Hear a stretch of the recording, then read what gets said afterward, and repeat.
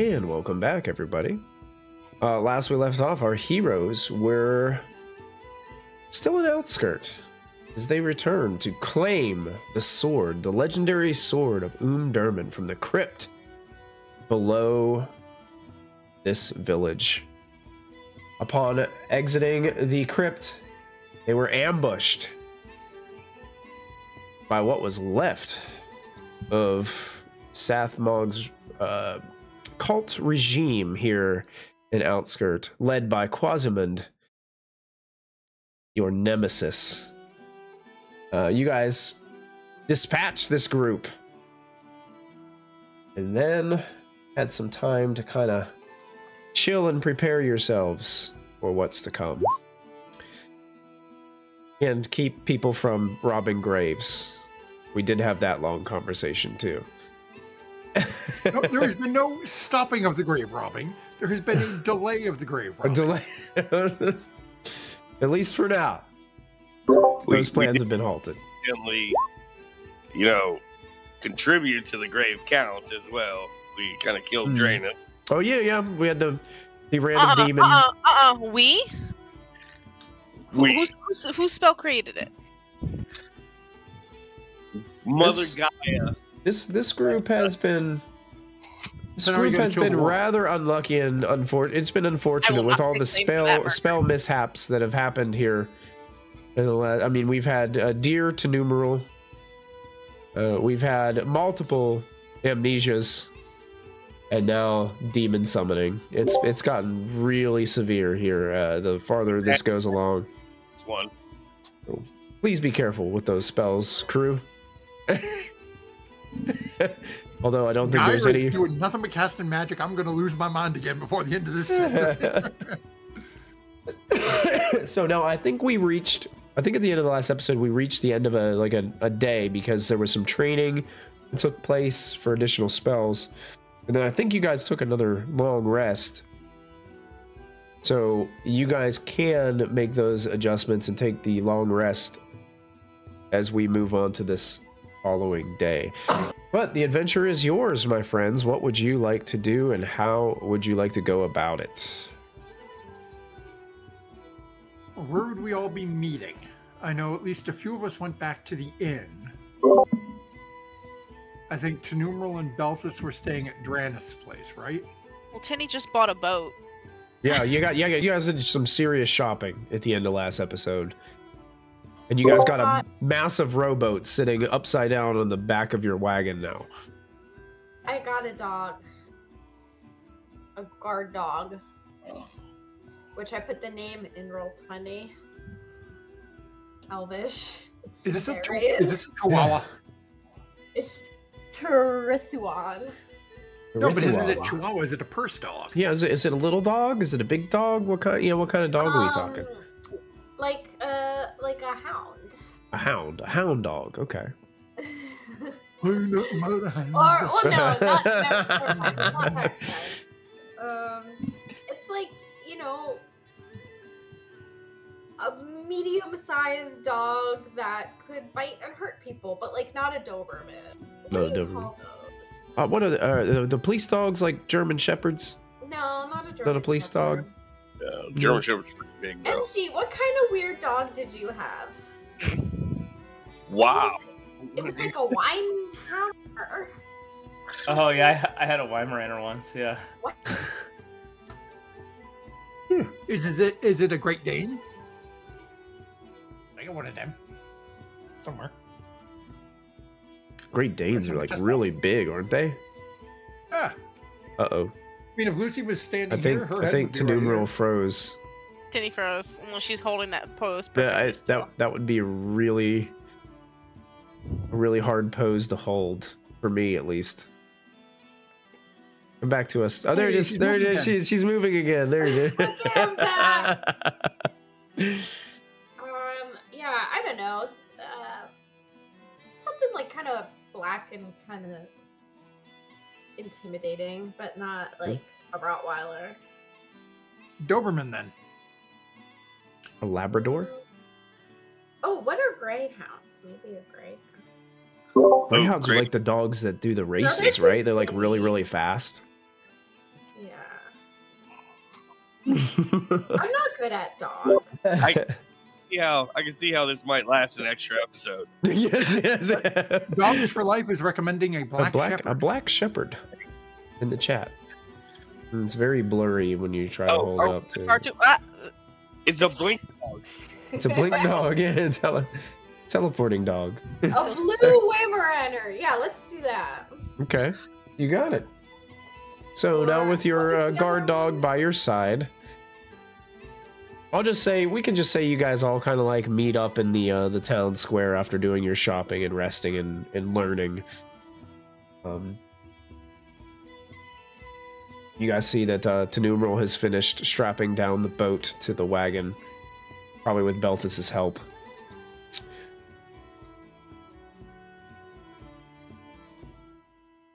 Oh, so what do we do then?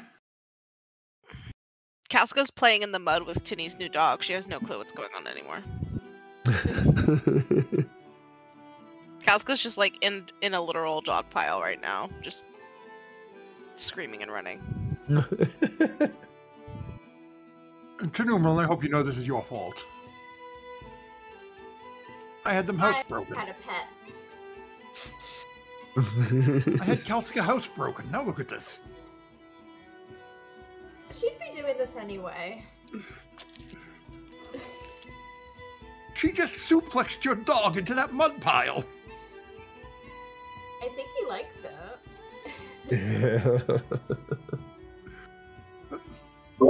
Connery is shaking his head in disbelief, but his tail's actually wagging the entire time. The dog will start sniffing Connery. Are we heading back to the Bleeding Lake? Is that where we're supposed to be going now that we have this thing that... I mean, who are you people? Kalska just screams from underneath the dog. You know who you are! Shut up! He still has amnesia. We had a very long talk while you guys were gone. He's at least starting to remember what we call him. Oh, it's coming back gradually. Interesting. It's a slow burn. Hopefully it's enough for what's to come. Oh, are we leaving? It seems like we got everything loaded up, but Gyra's gonna walk into the general store where we're in the center of town and basically buy whatever it costs, because I didn't spend a whole lot of Kalska's money. Mm-hmm. I just 2 big buckets of water. Okay. Just come walking out and just dump right on the top of Kalska. You're drenched, Kalska. Time to go. I like the old Mr. Geyer. He didn't care if I was dirty or clean. Kalska climbs up onto the seat of the wagon and starts calling the dogs to come up with her. Come here, baby. Come on, Lucy. Come on, River. Come on. I don't know how to say your name yet. Let's go. Yeah, I would say probably all 3 dogs now jump on, and now there is no room beside you for anyone else to sit on the wagon.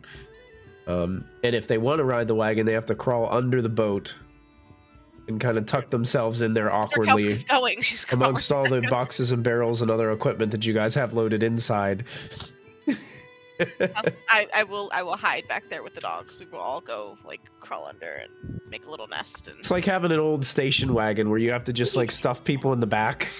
That's where I am. And Kalska jumps up and everyone just sort of looks and goes, until you start seeing her following River, who has found the tiniest little crevice and has crawled into this hole, and now Kalska is following behind the other 2 dogs. It's like there's a brief Winnie the Pooh moment where she gets stuck, but then she like wiggles just enough and gets through. Well, I'm going to take you guys over to the world map once again. And I believe it took you guys about 3 days, if I remember right. 3 days of travel, like full days of travel to get to the Mirror Lake, which is where the Isle of Mists is located. I will tell you guys this, for the sake of brevity. This 3-day travel is going to occur without a hitch.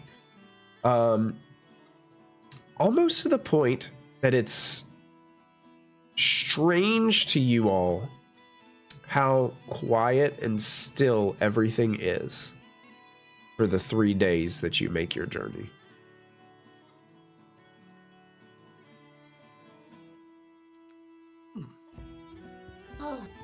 Gaia would probably look over the group, probably the morning of the 3rd day, so as we're getting closer, but not like right there. So start looking at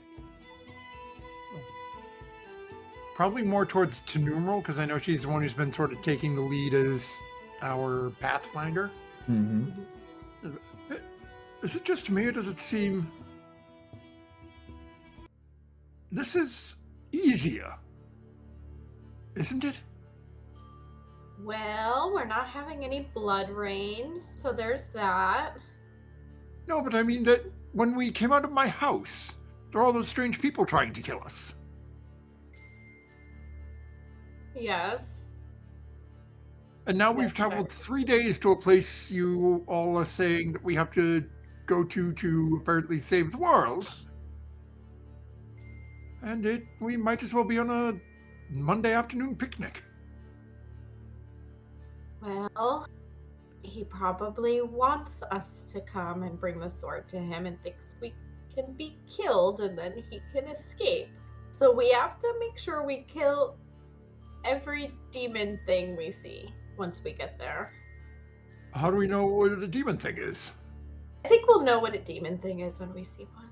We've fought 3 of them now. 2 of them? 3 of them? You fought demons?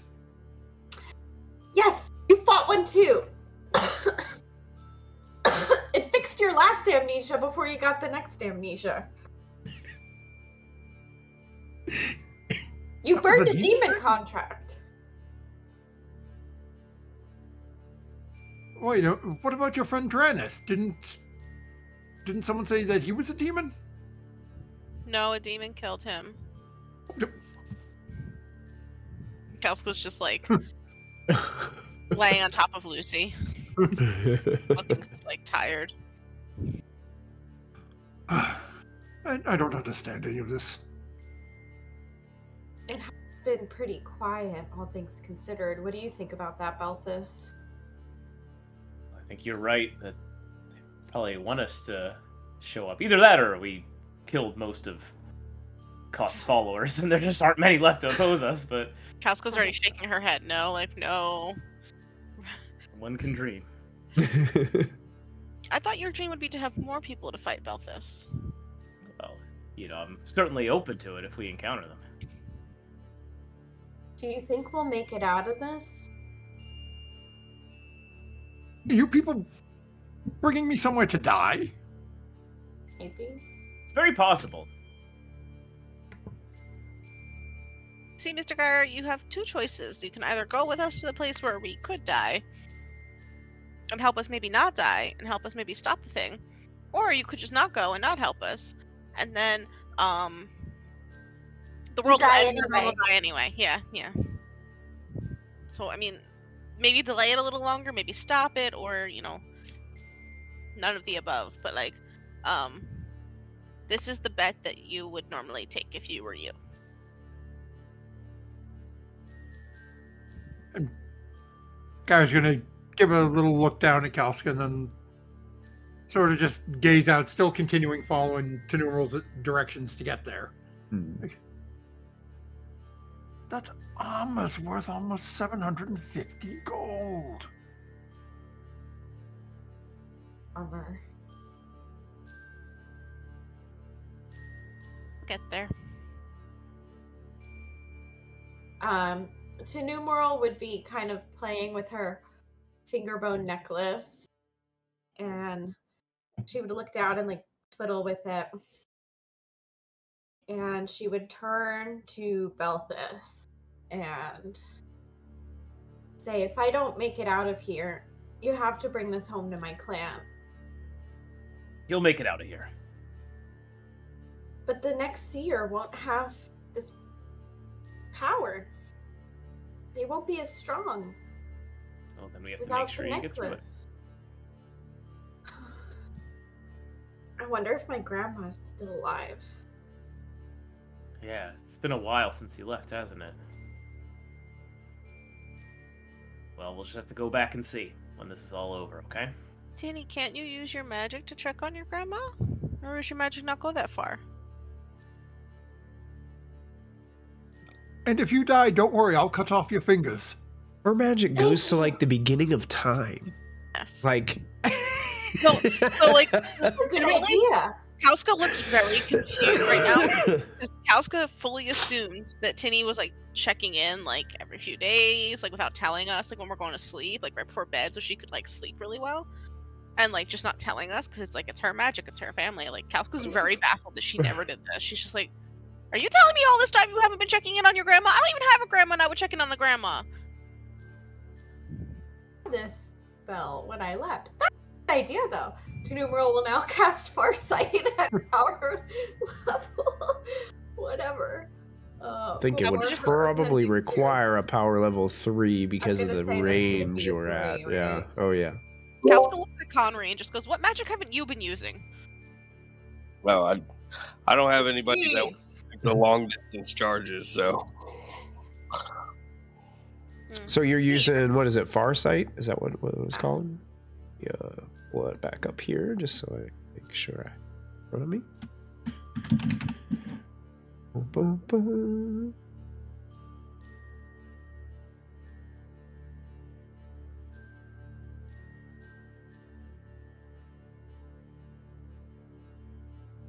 Okay. So Numeral goes into this state that you guys are kind of used to, where her eyes begin to glow, and she's there, but she's not. As the incantations are said, and she just kind of has a simple gesture movement with her hands as her eyes begin to glow. Numeral, you find yourself having this familiar out of body experience where kind of like a spirit you travels almost instantaneously to your home within the mountains. There you are standing amongst a group of your people who are actually standing around what looks to be a comfortable bed-like area. A lot of big kind of furs and hides that are used for blankets with your tribe. And you can see it appears that your grandmother is in the bed and looks rather ill. And it looks like many of the people are kind of standing around with looks of despair on their faces, but also I guess what you would say you would probably been familiar with this. It's also a very joyful and celebratory thing for one seer to pass on their position to someone else. But you would know that this was probably something that was spoken by your tribe as eventually was going to take place. Maybe you wouldn't have expected it to be happening as quickly as it is. But it seems that grandmother is not doing well. And it seems that the tribe is getting ready to... it looks like they've kind of exhausted all their resources on helping her. And are just kind of standing around and both in somber sadness and not being able to do anything about it, but also in the understanding of, well, this will be a glorious moment, her passing on. And I'm not sure what your tribe views as kind of like what happens after this. What if there's, but I'll leave that up to you if you would want to describe that, what your people would consider that. Yeah. So the idea is that their spirits sort of empower kind of watches over you and is kind of like always with you. And it'd also be a little more somber than normal because usually the seer in training would be there for this, but I'm not. Because I had to go out and do this based on our visions where we saw what could happen if Azrahel Koth was brought back, right? That there wouldn't be a clan to be a seer for if that happened. So I would say that there would probably be some nervousness different than the normal because I'm not there. And I'd say Grandma's probably been encouraging everyone who's very worried that I'm not back, that I am doing well and going to come home, and she believes, in everything she taught me and that I've learned since. She has probably been doing this back to me throughout this time and seeing us doing a lot. And actually, as you say that to Numeral, in this moment, your grandmother laying there opens one eye just a little bit and looks directly at you. And everybody looking around is like looking, like wondering where she's looking. But she goes, "Oh, I see you, child." And then she gets a serious kind of look on her face and says, "Finish the job and return home to watch over your people." And then you can see her eye begin to close, and she just kind of like lets out this long sigh and goes back into kind of her relaxed state.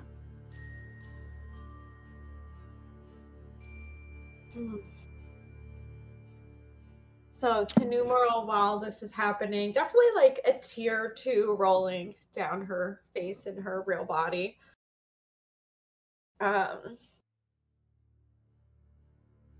Yeah, and she would just kind of look around at her clan, at her people that are there, and just find that extra resolve that, yeah, I need to get home for them, and I need to beat this. And another thing too is like, it seems like the people around you, like your clan, are very confused. Like, you heard exactly what she said, but it seems like they're like, what did she even say? Like they didn't really even understand. Like it just sounded like mumbles to them or something. But I have a question for you. Now you're casting a spell and your physical body is standing amongst your friends. Are you showing any emotion as you're... Are you crying? Are you crying, okay? Tears, yeah. Some tears would be coming down her face as her eyes are like black and rolled back. Being slightly scary sight. One they've probably seen before. Sure. At this point, with all the scrying and crying. Can't say scrying without crying. Anyway. Geyer would probably be doing something which may tip his hand to people who are more present than Numeral is seeing her, because we've seen her scry before, but we've probably never seen her like just full out bawling middle of it. Is like grabbed her and is shaking her, thinking something's gone wrong with her. And to Numeral, you start to be like aggressively pulled from this moment as you feel that almost like like when you go down a hill on a roller coaster, you lose your stomach a little bit as all of a sudden you're just like slammed back into your bodily form, and you can see that Geyer the mallard is in front of you, kind of like trying to snap you out of whatever trance that you are currently in. What's wrong? You're leaking out of your face. So she'd be still kind of twiddling her necklace. She would have been holding onto it the whole time. And she would have wiped her tears away, and Kauska moves in between Geyer and Tinny and went into Tinny's bag and got a clean, cloth for her to use to stab her face because Kalska's just dirty, and she realized Tinny wouldn't want her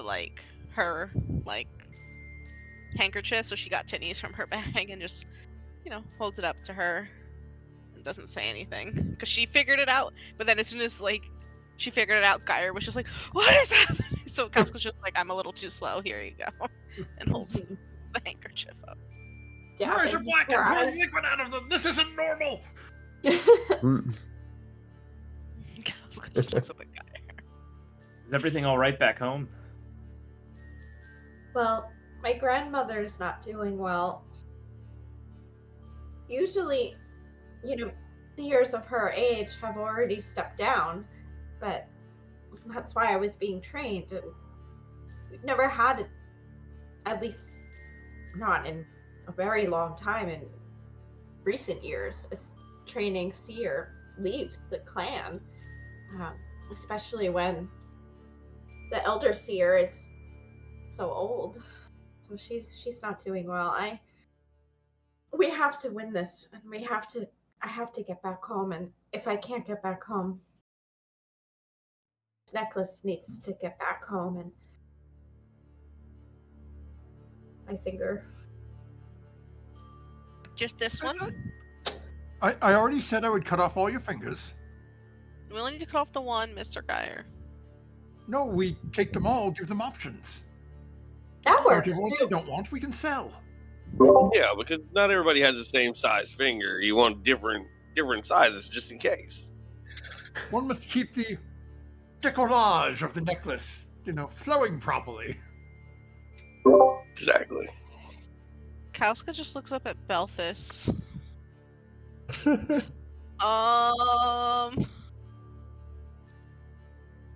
I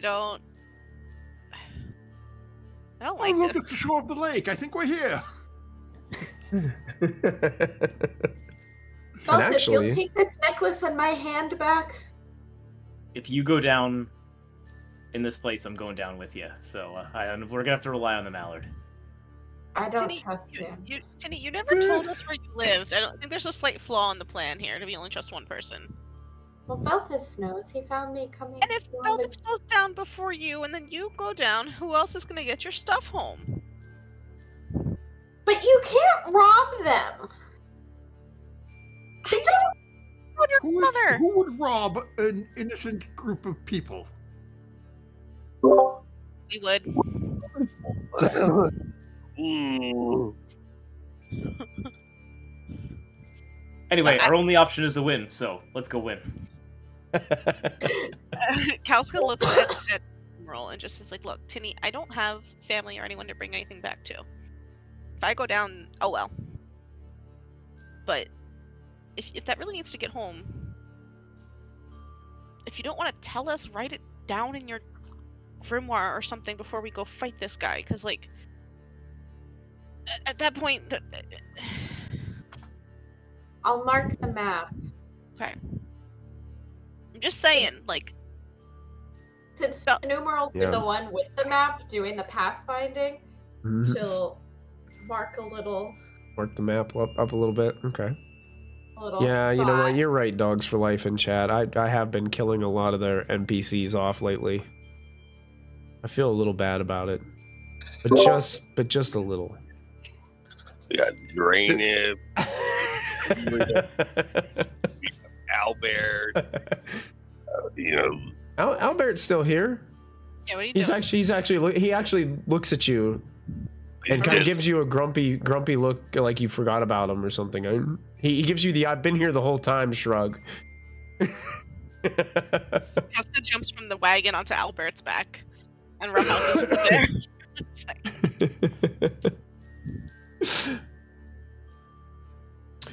So, you guys begin to see familiar shoreline of Mirror Lake as you begin to approach late in the third day of your travels. It's still daylight, and even though it's kind of misty and overcast, you can hear what seems to be the breeze that kind of goes across this this lake. Now this lake, before I think I described it as like abnormally like flat, like no like rough water at all. It's kind of just flat water for as pretty much as far as you guys can see. It's a pretty large water mass. And you guys get kind of the same spot that you were before whenever you discovered that as you look out there, you can see parts of what could be a landmass out there towards the center where you guys know the Isle of the Mist is, but it's also covered in that kind of almost yellowish fog that seems to just kind of, it moves, but it's almost like it's locked in on that island mass in the middle of the lake. And you guys know from your talks with Ophelia that she said that this place was covered in like a corrosive demonic mist that would actually drain your life force without a means of being able to protect yourself from it. And you guys know that the sword of Um-Durman is supposed to help protect you from that demonic mist.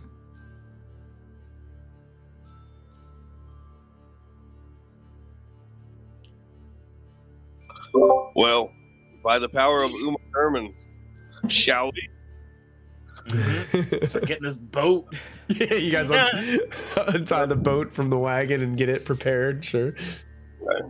I understand the group of you are all saying that this magical sword is supposed to protect from the mist. Magic, yeah. So can I have the sword then, so I'm protected from the mist? No. I'll protect you with my life. Yeah, will we all be? We're all gonna be next to Belthus on this tiny boat that can barely hold Belthus, let alone all of us. Stay close. Yeah, so we're all okay. Perhaps lay the sword on across the seat so we can all put a hand on it.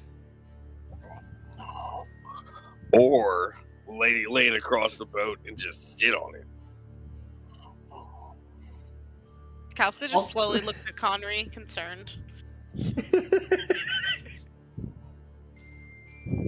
As you guys are getting the boat prepared, it looks as if like it's gonna get rather packed in here quick. And as you start kind of putting some gear, getting your things ready, Connery, you turn over and look, and Albert looks very, very disappointed because it looks like there is going to be no room whatsoever for your poor bear friend in this boat. Albert, buddy, we've been traveling together for so long. And yeah, I know, but you've only been useful one time, so I'm really not going to miss you. So, this is, dude, thanks for hitting that troll one time.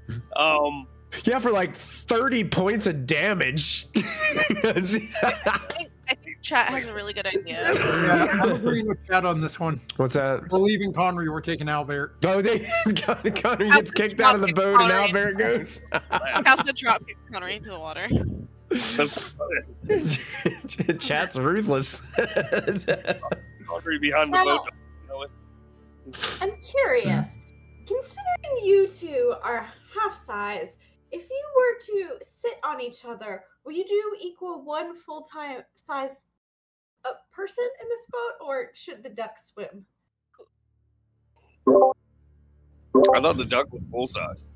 Yeah, Kalska's the only the mallard's tiny. full size. Yeah, Kalsinger would be the only tiny. I thought maybe two tinies could be one, and we could get past that. Rowboat can carry 4 people. Looks like the Gyra's going to look down at Kalska and then over at Belthus. Can I throw the elf in the water? The one that won't sink, right? No, not the one that will sink, that has the magic sword that's going to protect me. Yeah, that's the one. The one that just called me a little person. Mom! My boat. My boat. It's the roof of my wagon. I don't know what you're talking about. Anyway. As we're squabbling as we do on the shore, Kalska just tugs Belthus's sleeve really quick. As we're both reaching for something, so we can be quiet. Hey, Belthus. Yeah. I kind of meant what I said. I don't have anyone to go back to. The only people I have are you guys. So if it's a choice between protecting me or protecting Tinny, can you make the smarter choice? I'm not making any choices. I'm gonna protect everybody. Belthus, you'll die before you can do that. I'm okay with that. That's what I'm I don't gonna I'm do. not. The definition of dying. If anyone here is gonna die, it's gonna be me. Well, now you've just laid down a challenge. Congratulations. Oh. Got some better hands. So yeah, I'm breaking the companionship. This is about to be quiet between me and Belthus. We're going across. Right, so you guys are getting loaded up into the boat, and you begin to start to row across Mirror Lake, which is much better than swimming. Swimming would have been a bad choice. Good thinking, to numeral, on the purchase of that boat. Why would swimming have been a bad choice? Honest? Reasons. I don't think your dog can fit in the boat, Tinny. Dogs? No. He literally just said dogs swimming is bad. You want to put your new dog in the lake. Yeah, unfortunately, the dogs are going to have to wait at the cart for you. Not Your guard dog was handy on the trip. Unfortunately, it was a very easy trip this time. That montage, rough. Mm-hmm. But you guys are able to make your way across the lake, and when you get to the island in the center, when Belthus, what you start to notice that the mist that covers the Misty Veil is kind of like just like a white fog, but this yellow kind of almost acidic looking mist kind of like mixes with it as you get close to the island, and you notice that when Belthus gets close to it and the boat starts to get close to it, it's almost as like there's this protective barrier pushing this yellow mist away from you guys. Like it almost creates this bubble around you and cannot come any closer. So mechanically speaking, the mist cannot come within 10 meters of the sword. Okay, so 10 meters. So you not you have small.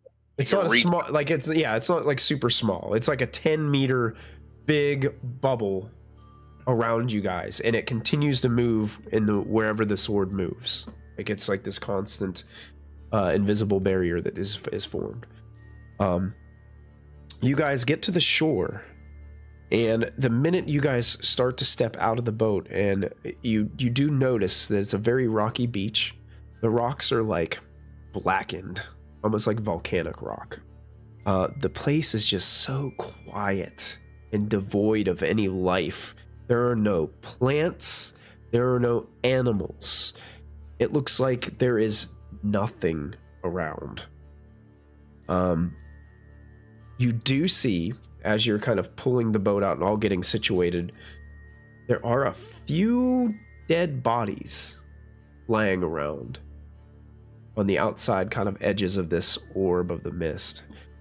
They look orcish. New dead bodies or like ancient? You can go up to one and inspect it if you'd like. Yeah, I'm gonna walk up to one as long as it's within the dome of safety. I'm following him to keep him. Yeah, as far as like traveling goes, unless you guys specify that you're walking away from Belthus, I'm just going to assume that you're all like bubbled together and moving as one. As you walk up to this body guy, yeah, it's definitely an orc. This one was female orc. You can make a healing check if you'd like to, or is it? I think it's healing in this game. I don't think it's called medicine. I think it's.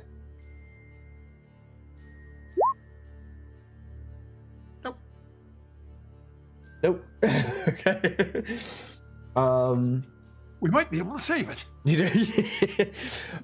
You do recognize one thing though. You do recognize a faint mark of marmalade, Maladuke.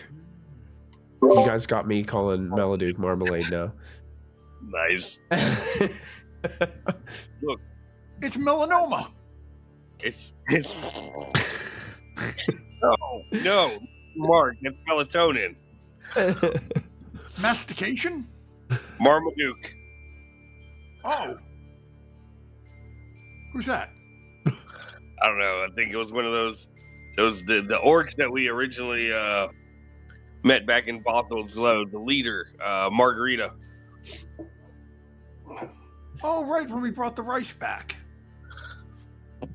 That's the important part to remember. Yes. He really is getting his memory back. In pieces. I mean, what did we return? I was gonna say that was quite a while ago. That's pretty impressive. No one is looking. Cows could kick It wasn't rice, Skyrim. it was flour.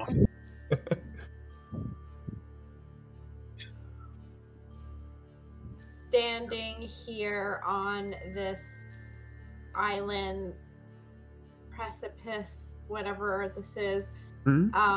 Numeral's gonna cast Scrying, power level 3, Okay. and see what I can see. I'm so glad that my mentalism is 18, I have to say. Oh yeah, you are rolling high. Okay, you said power level 3? Yeah, so that is centuries at power level 3. Your visions are often cryptic and fragmented. The GM decides exactly what you see. So I'm just trying to go back as far as I can to maybe see, like, if I can see what happened when he was sealed Okay. below, or this curse was cast, or I don't know. She's just trying to get some info. Hey, here's the kind of visions that you get whenever this spell takes place.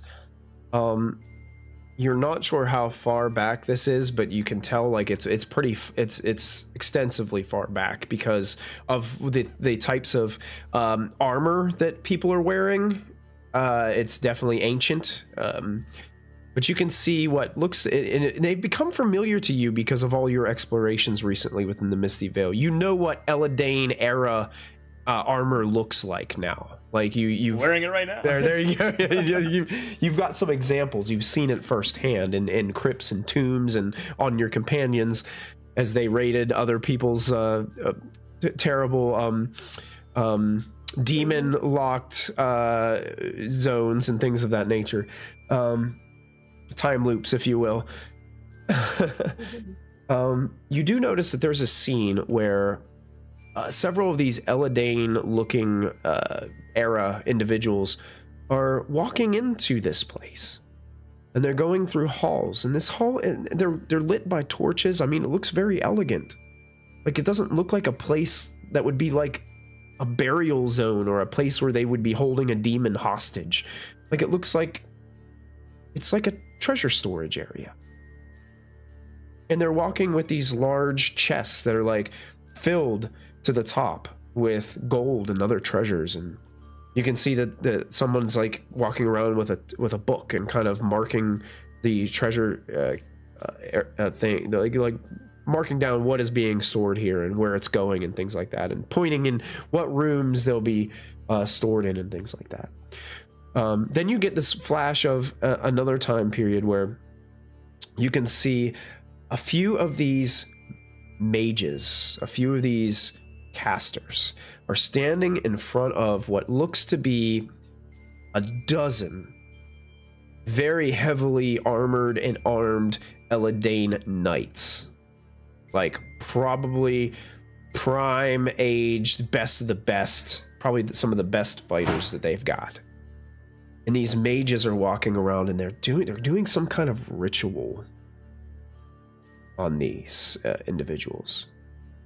And some of the things that you hear them saying are, "Death will not hold you down. Although your flesh will decay, you will remain as guardians of this place. Forever you will watch over Azrahel Koth. You will live always, only to serve this purpose." and they continue around casting this ritual. And you can see that these soldiers are willingly standing there in the center, willing to give their lives for this purpose. And then you kind of flash out of your spell as you see these kind of things taking place.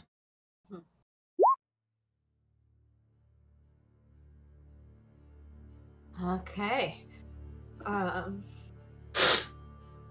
So she would look around, and I assume some of the party would have probably noticed doing the scrying thing. Oh, and you know what? I'm going to add one thing to it. Yes, I love it. You would recognize one of the mages because you saw him in the tower.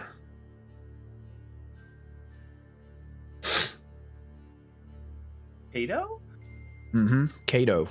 Yeah. He obviously looked a little bit different because this probably happened like before when you guys saw him, so he probably looked a little younger and things like that. But yeah, you would have recognized him. Unless tortured by a demon. Yeah, less tortured by a demon over and over and over again for millennia.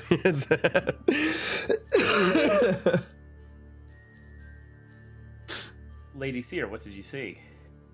So Tanumra would say, and kind of look at everybody, that place was not always like this. A barren wasteland. It was once a great hall, a treasure trove. And then she would... I'm sorry, did you just say treasure? Well, I don't know about it anymore. This was a very, very long time ago. And then after that, I saw mages in that Kato that we saw in the time loop.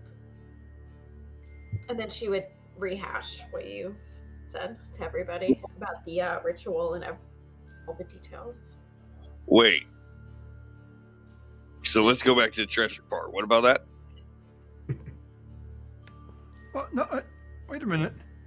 So you're saying there's a ritual and there's a bunch of undead here that are solely meant to kill Koth here. So why are we here? That was gonna be my question. They have immortal undead people who are doing the job for us. Undead treasure, maybe?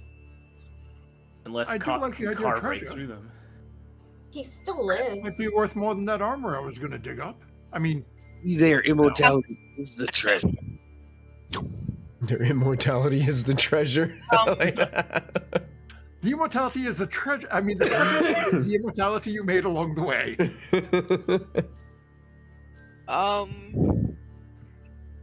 Tinny, where... You said you could see like a hall and all these. Did you see any like entrance points? Or this is just land, Tinny. Like, I'm having a hard time believing there was once things here. Was it underground? Did I miss something? Tanumra would look around and see if there's a spot in anywhere. Okay. There could be an entrance. Oh my golly. Oh. Based on what she saw in the vision. Numeral, that is my ear. There is nothing in there. So looking around to numeral, you can see that there are really only two points of interest that really stand out to you. One is there is a tower upon the largest part of the island that kind of reaches up and has kind of like almost like a lookout tower. And the other part that you notice is inside the island, it kind of has a like pond in the center. And even from this distance, you're able to glean from this range that there's some orc bodies, and the orc bodies seem to be making like a little trail towards that pond area. I would like to step on top of the first orc. Okay. Come, you've made a sidewalk. Well, it's definitely not close enough to have a sidewalk, but yeah. But nice try, Connery. Now, opposite directions as we're watching to numeral. It's like the pond to the left and the tower to the right. Yeah, the tower would be more to the right. The pond would be more to the left. So do we go to like the death pond or to the lookout tower? I'm going to ask, oh kind and merciful dungeon master, we have 2 routes we can take. Would this not qualify as some form of a crossroad? Yes, this is the exact definition of a crossroad. Oh my God. I'm going to take a moment, and I'm going to use my treasure hunter ability to know whether or not treasure lies towards the lake or towards the tower. Okay, now it does specify greatest treasures. Yes. Okay. So, yeah, cha-ching. You do have a sense that there is treasure in both directions, but the greatest treasure lies towards the pond. Well, the greatest treasure is your friends. That's right. That's right. That and immortality, right? Towards the pond is where you're getting a greater pull. You're also getting a greater pull towards the sword in Balthus's hands. Profit. Keep glancing over at Balthus a little bit. Because that sword has got to be worth a fortune. I don't know if he doesn't make it. Weasel. That's how Guyer's escaping. I was going to look for a couple months and look back to you.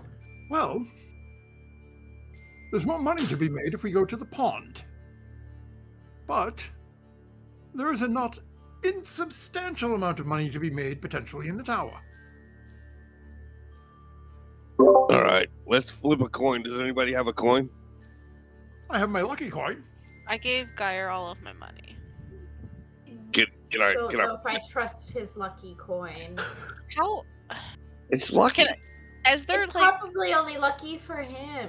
as they're arguing over this, does Kalska have any? Has she read any story ever? Heard any story ever of where the greatest victory of time has ever happened at a pond or in a tower? And while Michael's thinking, guys, gonna look at Connery. Call it heads or tails. I say that tails represents the tower, so tails. Heads. My coin wants us to go to the pond. Yeah, let's see what those bodies are all about. You've read stories and heard stories, Kalsika, about great shipwrecks that carried great amounts of treasure. Boats that were just stacked, almost so heavy that they couldn't float, and went upon the ocean confidently, and one thing led to another, whether it be a storm or some kind of mistake by the crew in their boat sunk to the bottom, and all the treasures were seemingly lost to the waters. But you've also heard a story at a time about a great king and nobleman that got completely corrupted by greed one time, and he started to fill his tower to the top with gold coins. And when he couldn't fit any more gold coins in his tower, he broke the roof off of the tower so he could unleash and have these coins begin to pile up, and eventually they started to overflow, and he couldn't keep sitting on this wonderful, beautiful tower of coins. He eventually fell off, cascaded waterfall of coins, and fell off his very own tower of greed to his plummet to his death. And you're sure it was heads? Sure. I flipped the coin. It's not my fault it has 2 heads on it. You didn't ask if it was a legitimate coin. Kauska is just, even though she knows no one listens to her anymore, she's saying these stories out loud that she heard. You know, all of the land at the bottom of the water, or gold overflowing a tower. So she's just like ambivalent. She's like, look, we need to go where we need to do the fight. And her biggest concern is if we go to one place and we get into a fight, we won't have time to rest before the second fight if it's not the right choice. She's muttering all of this, knowing no one is listening to her. We have to win fast. Gyre and Conry are slapping each other over where to go. We can take I would like to take a stretch rest before we go into any of these locations. Before I do that, however, I would like to cast Protector power level 2. Well, before you do this, Numeral, I'm gonna go ahead and tell you guys this. We're gonna take a trip in the middle of all this. There is a creepy feeling that you all have the minute you walked out of the boat, being surrounded by this mist and just being on this creepy landscape of no life whatsoever, seeing those visions that you saw with people willingly taking on a ritual of undeath to serve what they believe to be a greater good, to see all this stuff, you guys get the hunch that this is going to be a very difficult place to take any sort of rest. Yeah, I also get the idea that just a note, mechanically, you're probably only gonna get a stretch rest in this location, and if you take it now, it'll be gone. I see what you mean. Like the whole island itself, or like on the above part? The whole island itself. Fun. This place is creepy. My will, so I want to get it like back up. Okay. Well, so, and the way this game works is you guys can take rests at different times. Like, you guys don't all have to take a rest at the same time. So, but I'm giving you guys the warning mechanically ahead of time. There may only be a chance for one. Yeah, so stretch rest doesn't provide any more willpower than a round rest. So I would it does as an elf, so I'm gonna do it before and get my will up. Yeah, because she gets to roll 2d6 because she's an elf for her will. Oh. And remember, a round rest, you do have to give up your round of combat to do it. So you do have to give up something in combat to do it.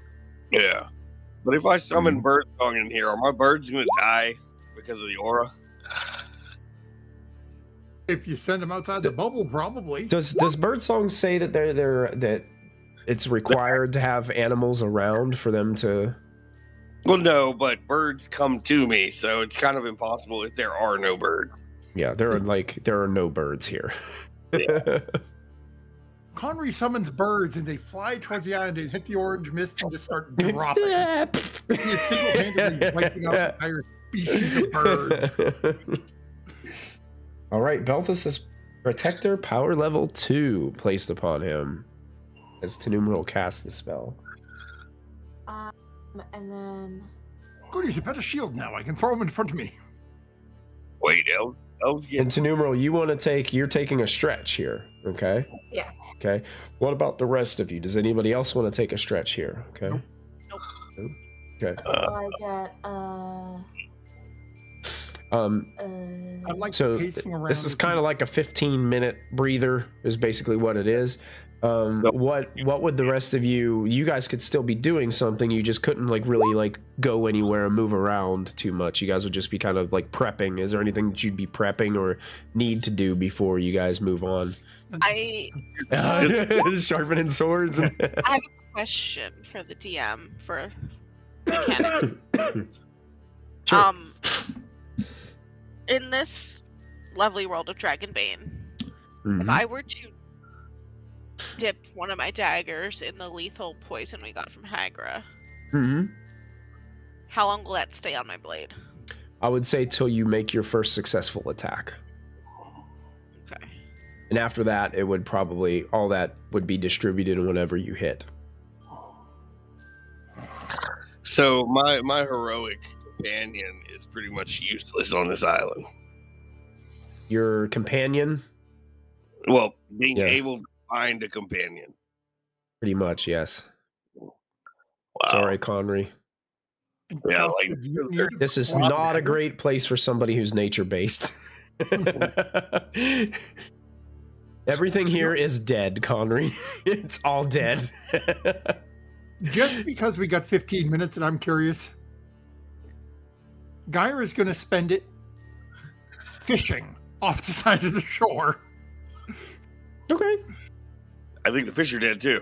But could I have possibly brought a cat or like something small like that?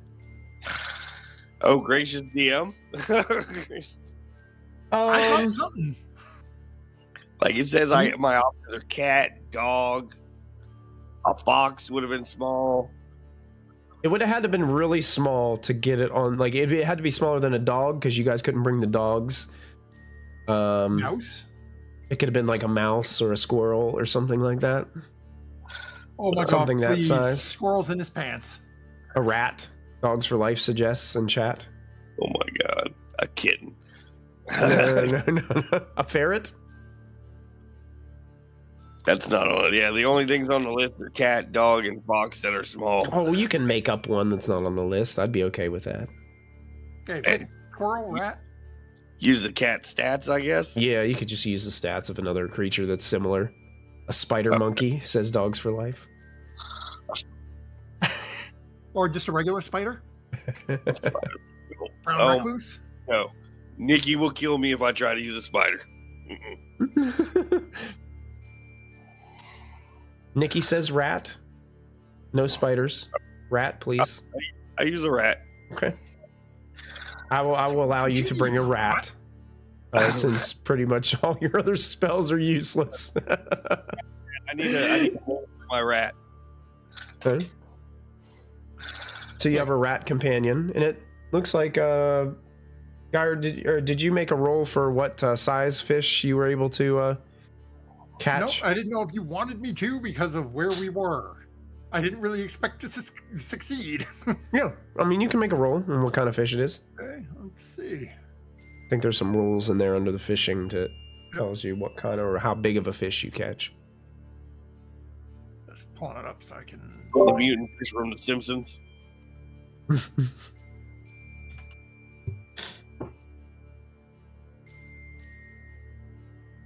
are we? Kalska will go over to Numeral really quick as she's like right near the end of her rest, so I'm not disturbing her rest. And just say to her, Tinny, I don't think I could get this off if I needed to, but I think you have a little bit more will than I do. And Kalska holds up the bone mask that says anyone who wears it is equipped with the permanent spell Protector power level 2. It does draw willpower from the person wearing it. They must succeed on the will roll to save and remove it. So basically Kalska's like, do you want this before we go into a fight? So I don't have to use willpower points, and it gives me power level 2. I think it does require It your says will. My notes Yeah. say draws willpower from the wearer, but I don't have the detail. So in the order to note. cast that, it holds Protector power level 2 within it, so she could cast that, but she would have to use her own willpower points to activate it. I thought it was like you roll against your will to get it off. You do. You have to try, like, to get it Oh, to it's take it both. off. You would have to Like, I roll was against your basically will saying, as like, well. I don't think I could get this off of myself if I had to. Yeah. She's offering it to the person with like a bigger will. You know, that might. I'm just offering. You don't have to take it. I'm just saying. You know, it's up to you. And if you want it mid-fight, I'll throw it to you. for me to do? Oh wait, that would be pointless for me because I already know Protector. All it does is save you from having to learn the spell, right? Pretty much, yeah. It gives you a free casting of a spell that you might not necessarily have, and you already have it. So Holding it up to anyone. So it would be more helpful on like Conry or Geyer or you. Already have Protector. I've had Protector for a while. Oh yeah, you do have Protector. Yeah, you're right. Kauska's not going to put this thing on, so she's basically like, look, are we So Geyer's the only one who it would be useful for because I just I cast think I'm quite good, thank you. But actually, as you look over to Geyer like starts landing this massive fish from the lake, but this fish looks odd. Like it looks like it was starting to like get these like malformed teeth like growing in its mouth, but some of the teeth look like they're sticking out like the sides of its jaw like awkwardly. The eyes look like milked over, kind of like it has like cataracts. Something's seriously wrong with it. And the fins look like they're kind of like got these like decaying like holes in them. That's like gas station sushi. Put it back.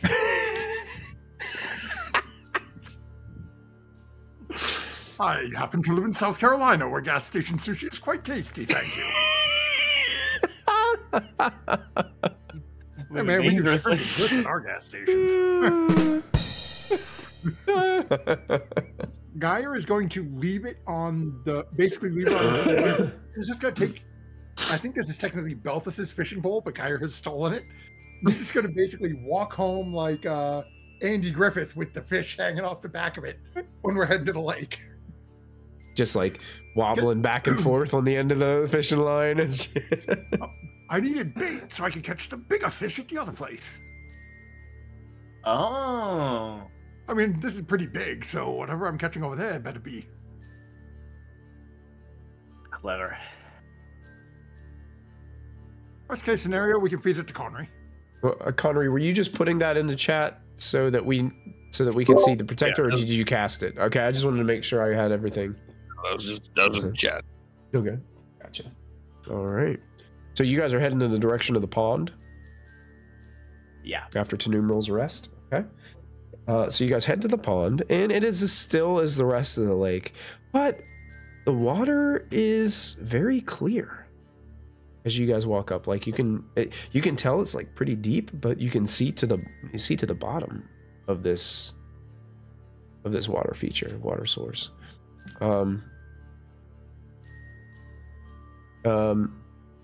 On the edge of this pond, you see what seems to be another corpse of an orc. And this water is clear, but you can see like there's no fish swimming in this water here. It seems to be completely devoid of any life. Do I see my treasure? You guys can see Tanumral probably picks it out first because of that dragon that she rolled earlier. This would kind of go up kind of with her spot hidden roll that she succeeded with. There is a staircase that can be seen under the water at the bottom of this pond, and it leads upwards and then disappears into like a cave opening into like this mountain area of the island. But where's my treasure? Staircase. DM, I have a question, and I will roll to see if I understand whatever. If you roll whatever you want me to roll, but sure.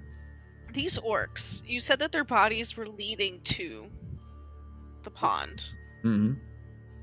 But were their heads facing the pond as if they like died as they were approaching it and fell forward, or are they away as if they ran away from the pond?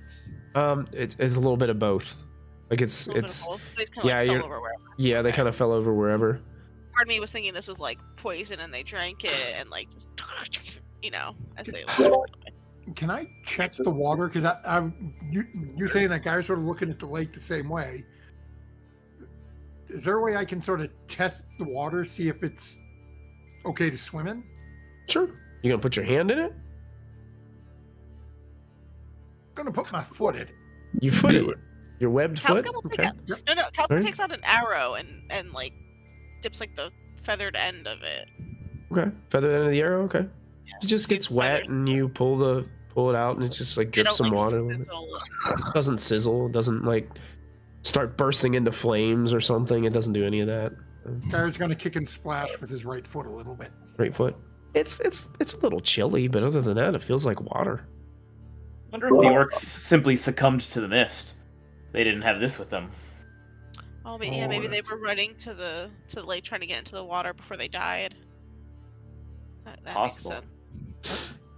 How far away from us do the stairs look? Say it's in that 10-meter bubble or a little outside? Probably a little outside the 10-meter bubble. Belvis, don't move. I'll be back in a moment. Okay. And guy's just going to dive into the water. Okay. Diving in? Because you said there's no life down there, right? No life. You can see pretty clearly, yeah. I would like to call after the duck. Remember to stay within the Um-Durman field. And I am toward the edge of the pond to make sure he's got good, radius. Oh yeah, perfect. Basically, guys doing that basically an underwater side stroke, just one arm stretched straight out. Yeah, and I'll say this too. One thing you guys need to make a roll to determine this. You guys can notice like the mist doesn't seem to like penetrate the water. Oh, like it's just above. Like there's like a dome around you guys with Belthus holding the sword. And as soon as you descend down, like it doesn't seem like the mist would have any effect on you in the water. So the orcs were running for the water. And my Geyer's thought was, well, I'm the best swimmer. Let me swim to the border of the protection and see if I stick my arm further out if I'm okay. Yeah, you don't see a border underwater because there is no yellow mist there. So just keep swimming till I think I'm about 10 or 12 meters out. If I don't feel anything, I'm just going to turn back, look, and give a thumbs up. Okay. I do need you to go ahead and make a swimming roll for me, because you said you were swimming. So. Okay. We need a swimming roll. I'm a duck. You're a duck, and you succeed. Wow, that's pretty good. You're swimming around no problem. And yeah, you can clearly see there's stairs down there. It's like a staircase that descends up, and it kind of clearly like disappears as it kind of goes up into what seems to be some type of cave.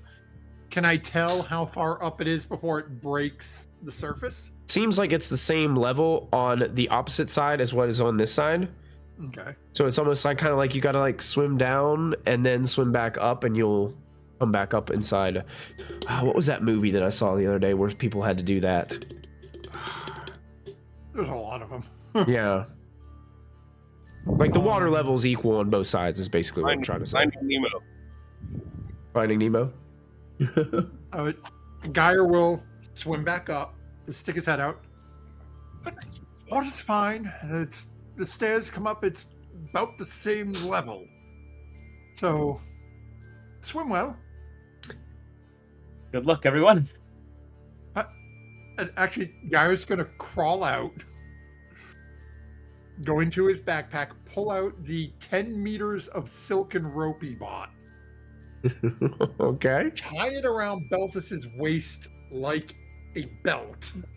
Okay. Then take the other end, tie it around him. That's why I can tow you along. Thank you. Now here's how I'll rule this. Belthus is still going to have to make a swimming roll because he's still going to have to swim a bit, so that you're not like struggling to pull this massive tin can of a man under the water. But I will give him a boon on his roll. Nice. For the assistance. So anyone who is jumping in the water to swim, I need you guys to make swimming rolls for me. Whoa. Whoa, what was that? I don't know. What's weird is it rolled it right, and then it threw a bunch of extra crap there too. Yeah, I don't know what all that extra stuff is for. That's interesting. Calcifer struggles a little bit. I don't know, but you have protection power level 2 in your name. Oh, maybe that's what it is. That's probably what it is. It probably threw it off a little. I'll take that out. So, who succeeds and who fails? Casca failed. Can I do my roll? Can you what? push it? Oh, absolutely. Yeah, if you guys would like to push your roll, you can push your roll. Do you need a second roll from me or no? Did you succeed?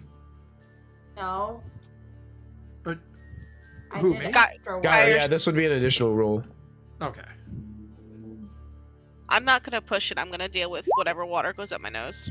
You're going to deal with Disheartened. whatever water goes up your nose. I failed. It's a little harder pulling a tin man behind me, but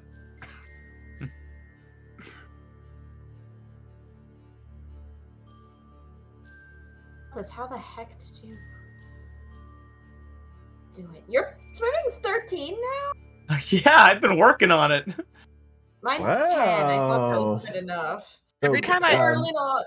Every So time I tried to Numeral and advance, it Calcica. did not go well. So according to my rules here, anyone who fails starts to drown based off of the rules on page 53 in the rule book. Which in the rulebook it states that each of you take a d6 damage, and you will take a d6 damage every round until you are able to stop or get to a place where you can catch your breath. So the first d6 is for Calcica. That's 4 points of damage, and then 1 point of damage to Numeral. As you guys, possibly the fact that there's a giant rope pulling one of your friends underwater, you guys get tangled up in it a bit, and it shocks you and surprises you, and you begin to intake some water. While it was beneficial for Belthus, it may have not have been beneficial to the others swimming around you.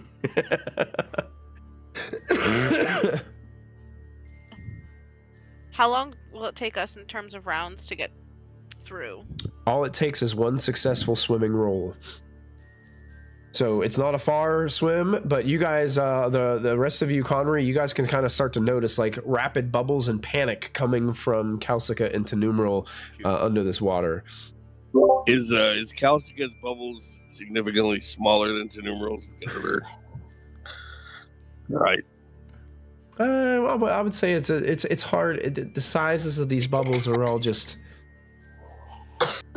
randomly dispersed. We have to go So- swim and help them, right? We have to go help them. Belthus, You guys wouldn't be able to I- talk. You guys would just have to act because you're under the water. how close is Belthus? He is what, 10 meters behind you because you're pulling him with a rope. So basically, Geyer is going to like start pulling Belthus towards him, Okay. so I can go back towards the other two and help them. Okay, I will say this. Go ahead and as Geyer pulls up to Numeral and Calcica, I want you guys all to make additional swimming rolls with a boon for me, Okay. with Geyer's help. I'm I was- still I was- okay. Oh no, to Numeral. Good I was thing looking- no, good. Oh, thank you. Baboon! I was looking at my real dice, trying to decide if I would use those or not. So with a boon, Yeah, with a boon. 8. Oh, you succeed. Just right on the number. So Geyer kind of pulling Belthus towards him through the water as you guys kind of almost like pulling each other together.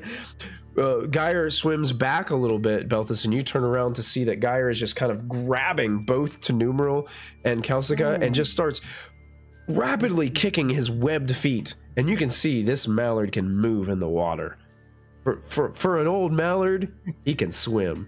And he just starts swimming Glorious. down, dipping down under there, and you feel yourself go "Whoa," as you get pulled a little bit too. As this mallard is just swimming with 3 individuals. Connery is kind of swimming to the side as well. And you guys all break the surface of the water together. Calcica and Numeral taking this large intake of breath and then coughing up a bunch of water that you guys have inhaled while you guys were under here for a second. Mr. Geyer, I think I figured out the problem with my swimming. I'm too buoyant. You'd have all my money. It just all went up my nose, and I didn't go down far enough on the jump. Tin Man swim better than you. Cause he could sink. A good ballast. And when you guys come out of this water, it's very dark in here.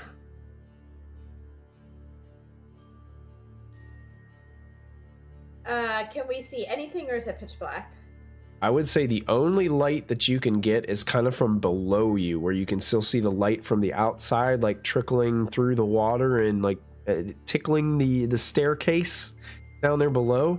But as you look up, it's like you can see kind of like a little bit of that like watery reflection on the top of the cave roof, the ceiling above you. But once you get up these stairs and you're completely out of the water, it's like pitch black. Numeral would say that incantation for the Ring of Eladane Light. She would kind of whisper it. Okay. Whisper in the incantation, and the ring illuminates, cascading this light in the area. And that's where we're going to take our break for the evening. And we'll see how this goes after we take a quick bio break. So stick around with us as our adventurers have made it, the Isle of Mist. Hello, and thank you so much for hanging out with us here at Proficiency Bonus. Please take an opportunity to support our sponsors. First up is Little Dragon Corp. Little Dragon Corp is an online storefront based in the Great White North of Canada. They sell everything your heart could desire, so long as everything your heart desires is largely polyhedral dice sets and other TTRPG sundries. Check them out for all of your dicey needs. Perhaps buy a lovely hardcover copy of one of these fine books. If you're feeling especially cute, you could treat yourself to a t-shirt or one of these fine little proprietary Little Dragon Corp dragon plushies. They've got all the classic types of dragon, like Mooney, Terra, Dad. Whatever strikes your fancy over on Little Dragon Corp, be sure to enter our special promo code BONUS at checkout for 15% off of your order. That's BONUS, B-O-N-U-S, for 15% off your order. That's like if you made 7 individual purchases, you could basically buy anything you want on the store and it's like it was free with all the money that you saved from earlier. I'm absolutely positive that's how math works, and I will be taking no questions at this time. Thank you, Little Dragon Corp. Cardboard Castle Games is a brick-and-mortar game store local to Evans, Georgia. They have a wide selection of tabletop gaming and other cool games like Magic the Gathering, Pokemon cards, and even Yu-Gi-Oh! You can visit them in-store and let them know that we sent you, or you can go visit their website at cardboardcastlegames.com. Don't forget to find us on social media. We're on Twitter, Facebook, and Discord. Links to our social media pages and outlets are located below this video. Don't forget, you can also support the channel by following, by subscribing, remembering to click the bell notification so you never miss another live stream, using channel emotes, and if you're an Amazon Prime user, you get a free subscription to Twitch every month. While we are away, now is a great time to go subscribe to our YouTube channel. It's absolutely free, and there you will find hours upon hours of content to enjoy. Click the bell icon to activate notifications so you won't miss a single show. Once again, thank you for joining us. We hope you are enjoying the show, and we'll be back in just a moment.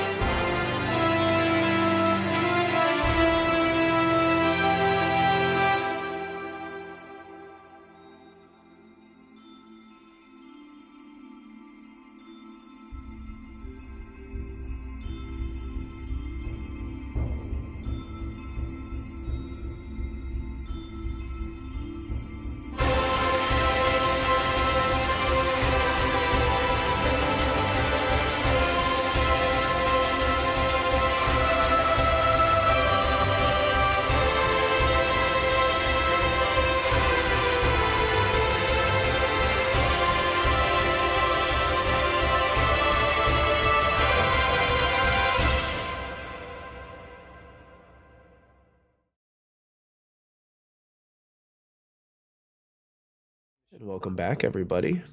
Our party has emerged from the water after swimming through the pond.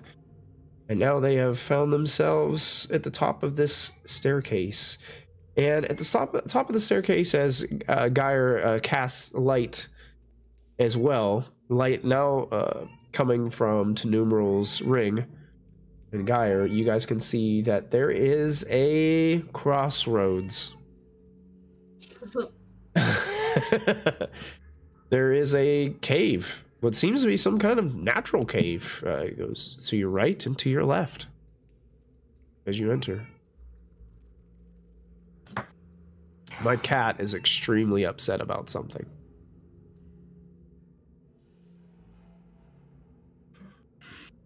I really don't know which way to go. And it's a very...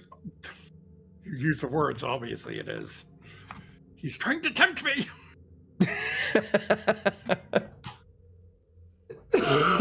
Me? Tempt you? Not at all. Can we see any complete shot in the dark? Are there any footprints or like wet marks for anyone recently walking out of this water and going to one side or the other? I will allow you to make a awareness or bushcraft roll. Your choice. Well,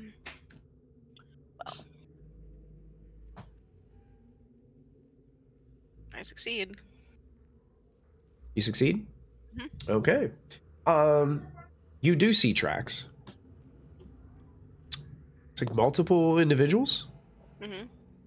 Go in both directions. You also see a set of what looks to be singular, larger tracks.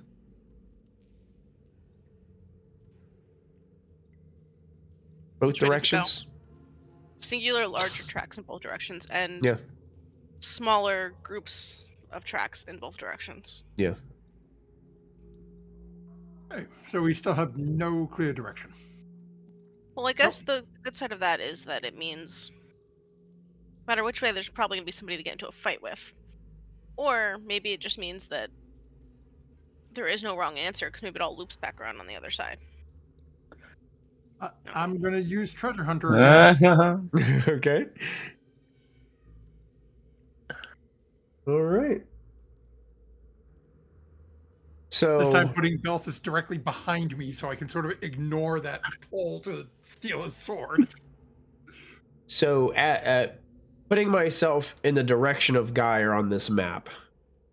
Okay. It's going to be whatever way I say is going to be opposite of the way it looks on the screen. Because you're traveling south. His left, his right, yeah. Yeah. So Geyer's right seems to be pulling you into the greatest treasure. Okay, so Geyer's right, so my left. Yes. Okay. Then Geyer's gonna say, I'm gonna move and put myself down, like turn in the corner just so we don't confuse it. Okay. I'm just gonna put Connery in the back until start... he gets back. He's just kind of following you guys along. Yep. And Geyer's gonna start pointing and very slowly holding his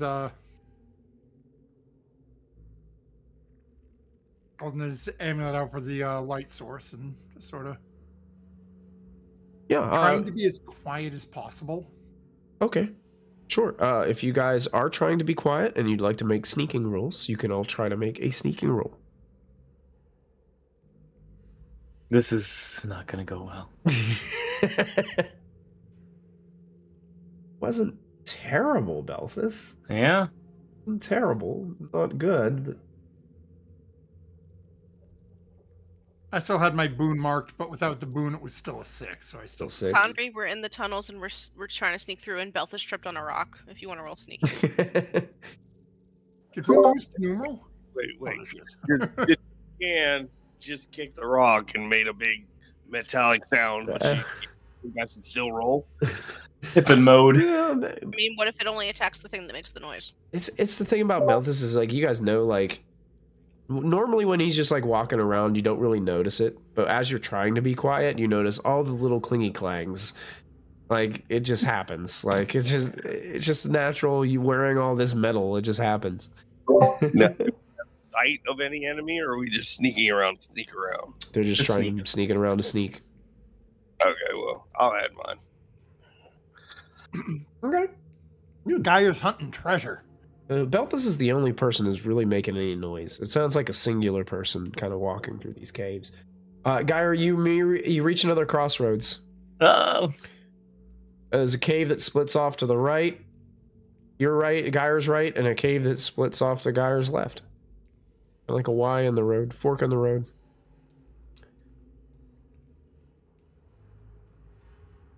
Don't do it, Matthew. Keep going right, and eventually you'll get back to where you started.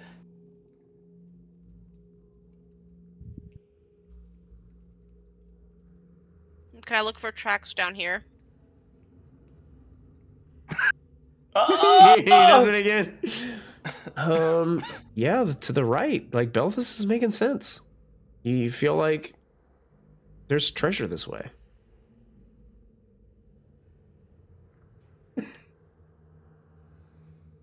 And Geyer continues. Geyer, duck back a little when I see the body. Yeah, there's a body on the floor as you walk in this towards this chamber. I'd say it definitely seems like the cave opens up into a large opening, and you can see face down there is a corpse. I'm gonna try to get everyone to hush. Do I hear anything? Make an awareness roll.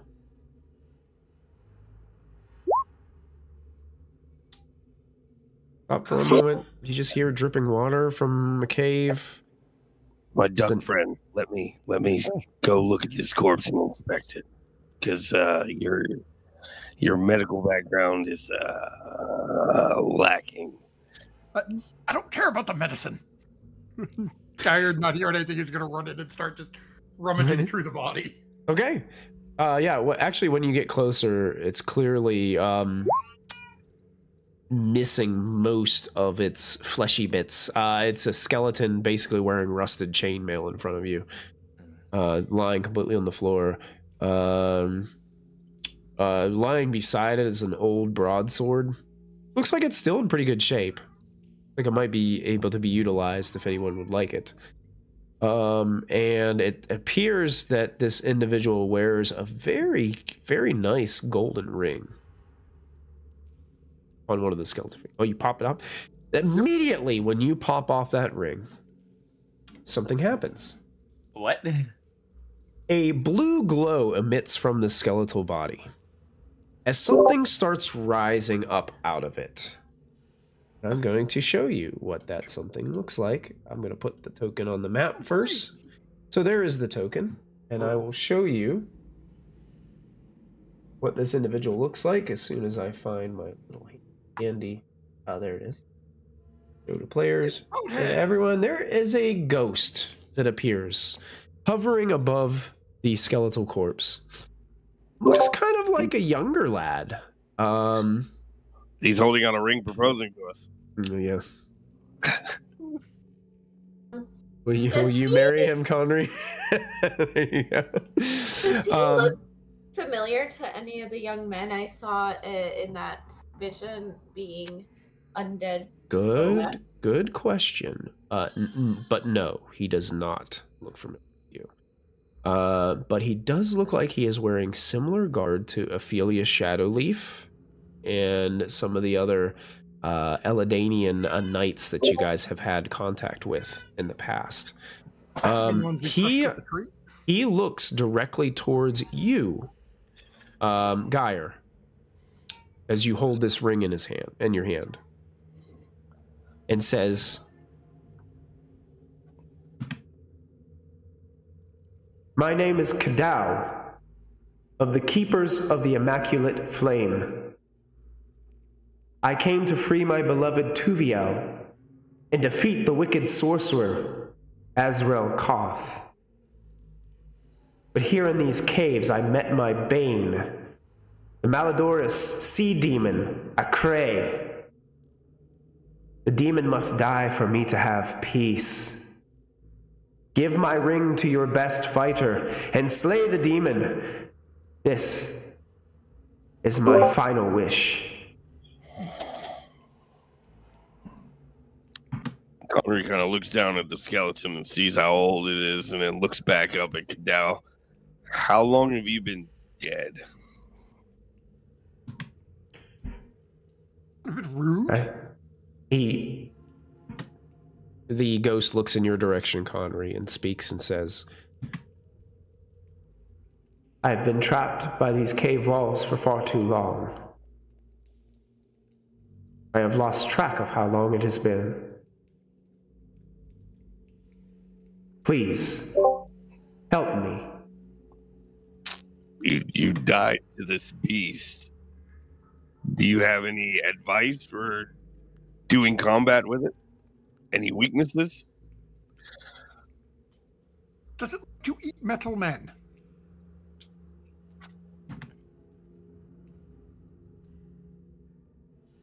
It's very at home here. You fight on its turf. Any advantage you can glean, any blessing you can have.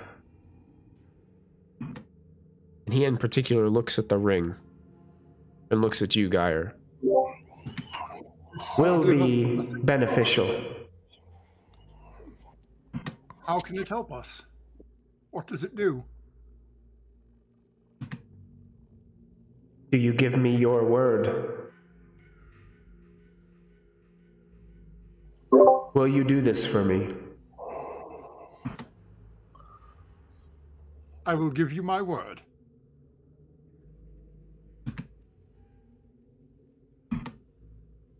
He holds up his hand over top of you. Then put on the ring and receive this blessing. May Dragonfire protect you and the mighty power that Eladane grants. You don't feel different or anything, Geyer. But I just sort of looking at the ring on and Warrior? as you put the ring on, Geyer? Yep. As you put the ring on, you see the ghosts like dissipate down back into the skeletal remains and just disappear.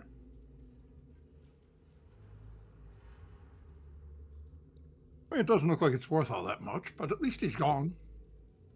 You didn't even ask for a price check. He How's look at the probably, ring?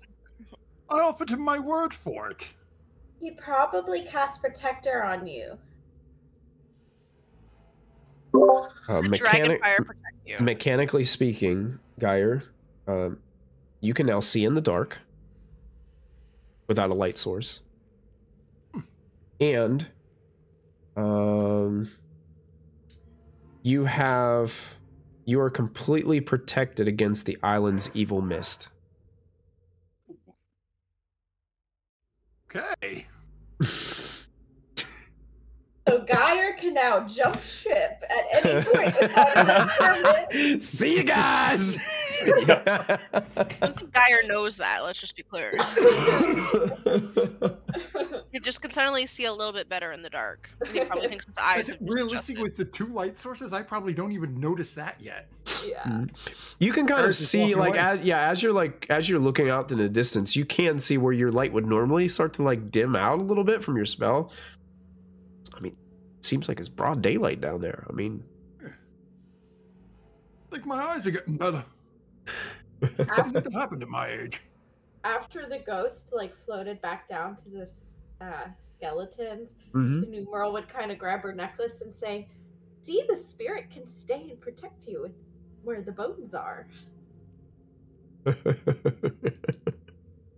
she'd kind of smile like reassuringly and like hold her creepy necklace and have a little more pep to her step in the stank dungeon, feeling as if all of the ancestors are with her. Excellent. Okay, stop right there for me, Yeah, guys. I was about to say, as, Geyer's seeing some things. He's going to be like, turning back. Like, Oh. You guys see a chamber, and I'm going to go ahead and make sure I pull up the description here to make sure I'm describing this correctly.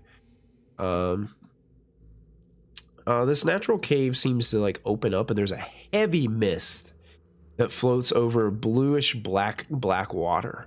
There's faint dripping sounds that echo in this cave, and you get the scent, the smells of wet rock and decay coming from before you. Now, the stones in the water seem to form a path across, but they look very wet and algae covered. Seems like there's a large stone in the center, but it's hard to see because of how thick the mist is in this chamber. Does it look like the yellow mist, or is it just regular mist? Doesn't look yellowish. It looks more like just a heavy fog.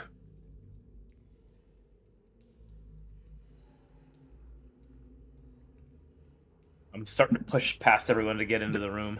What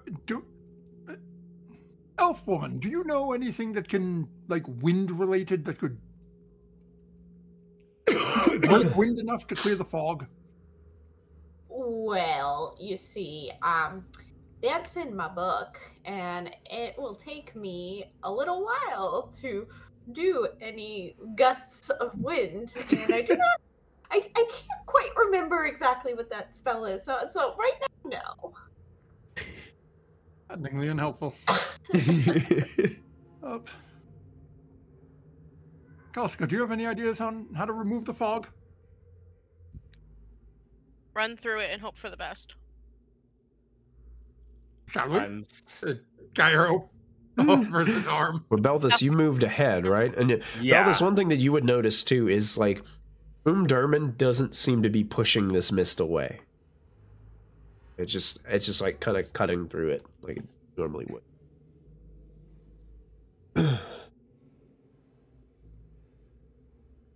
Stepping out.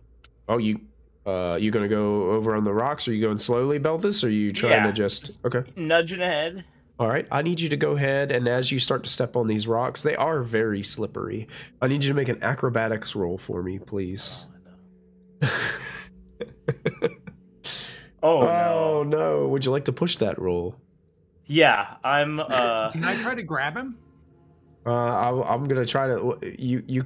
I'll give you a boon on your next. Cool. He's kind of pushing it though, so it'd have to be the same roll.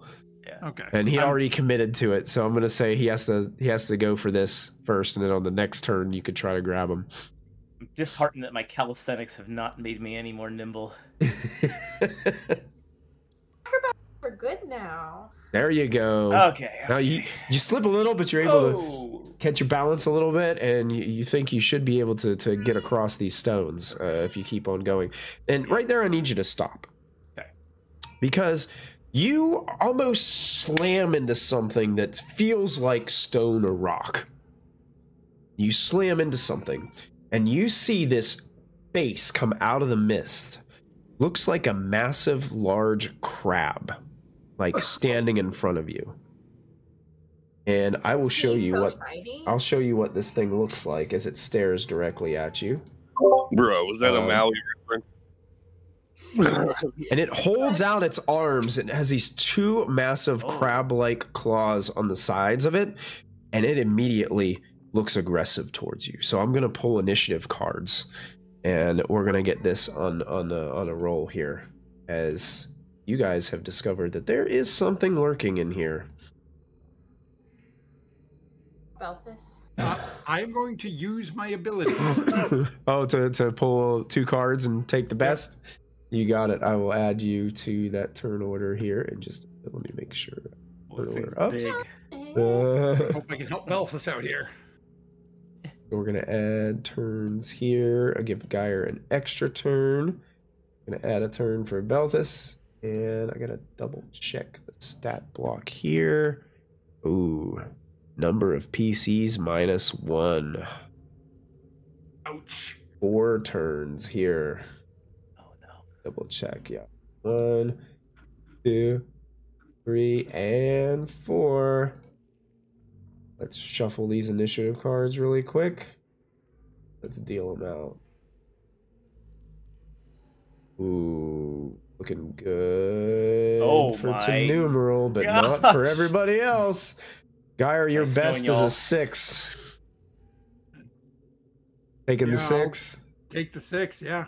Oh boy. Sorry, Belthus, I was going to give you a better number if I got one. Here we are. Alive to get it. Let me Yep. go ahead and change our music as there is a battle. Here we go. To numeral. Somehow, even through the mists, you have this, like, your spider sense is tingling as you hear Belthus run into something and then leave out like a little bit of a shocked expression that echoes through his armor. As you can see, there's some kind of figure like lumbering over top of him. What would you like to do? Well, Don't forget, Belthus, you have Protector level 2 on That's you right. now. I'm gonna pull out my bow because I don't totally know what's going on. Okay, I will And, say, because the yeah. mist is so heavy and you're shooting into it with a bow, I am going to give you a Bane on your roll. Okay. Okay.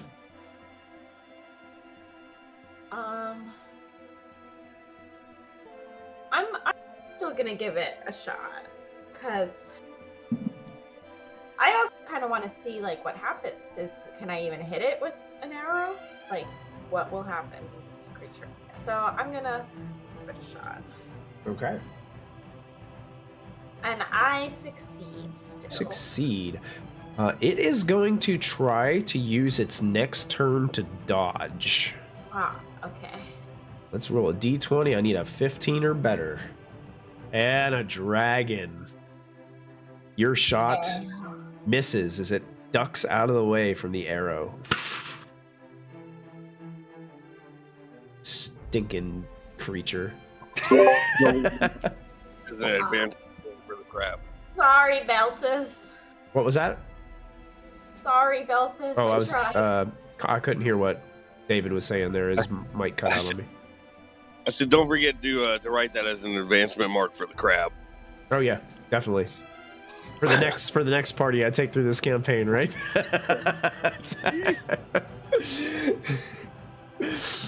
All right, so to numeral, you really can't. You could push past Conry and Geyer if you wanted to and start going over the rocks, or you just kind of stay and put where you're at. Okay. All right, so this creature used its next turn to dodge, so it does miss a turn, but it now has 3 turns in a row. No me party really spirit. This has a Let's go, d6 roll. Monster attack is a 5. So what happens, seeing that they're now seeing the arrow come flying in, sees that there is a much bigger party of individuals here. Cascades this, basically takes its claw and just drops it down into the water, and water kind of magically cascades out from this pool around, and this water spout just starts like zinging around the room, and hits all player characters within 6 meters. So 2, 4, 6. So that would be Belthus, Geyer, and Conry. Flings them into the water. Oh. You can choose to dodge this attack. But does that use your... It would use your action for the round. You're good? So basically this water tosses you guys. Conry, you come splashing in. Geyer, you come splashing in. I need all of you as you... Hold on. Yep. Can I use Weasel on this attack? Good question.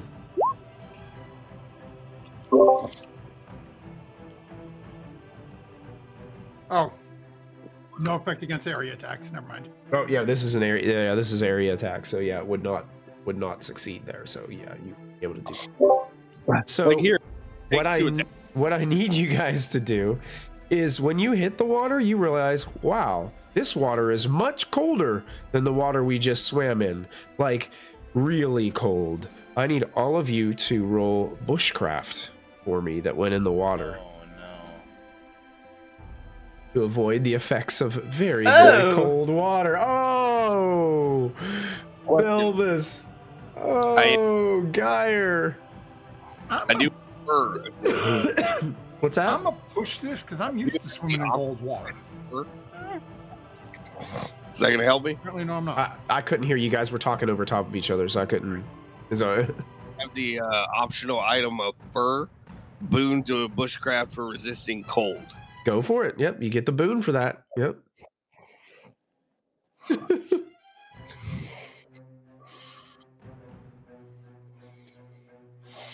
Oh, Connery is able to succeed. And it looks like Geyer got a little better. Not enough, though. Not enough. On a failure, you lose D6 hit points and a D6 willpower points. And can no longer heal these or conditions except through magic. You must then keep making rolls to withstand the cold. The same effect if you fail. If you reach 0 hit points while cold, you die when it's time for your next cold roll. Only when you get warm do you stop making rolls and heal normally again. So D6 hit points to Belthus is going to be... Oh, that's not right. 4 points. Okay. Okay. And willpower points is 2 for you, Belthus. Okay. Geyer, 6 hit points. Ow. And 6 willpower points. Cold sucks, guys. Mercy. Mercy. So I'm gonna put a token next to Only Belthus. one round of his? There's only one crab round? That's only one crab round. Did you want us to cut your fingers off too? So the crab's next turn rolls a d6. 2. Let's see what that is. A player character within 4 meters. So it could be any one of you 3. I'll roll a d6 to figure out who it is. Belthus.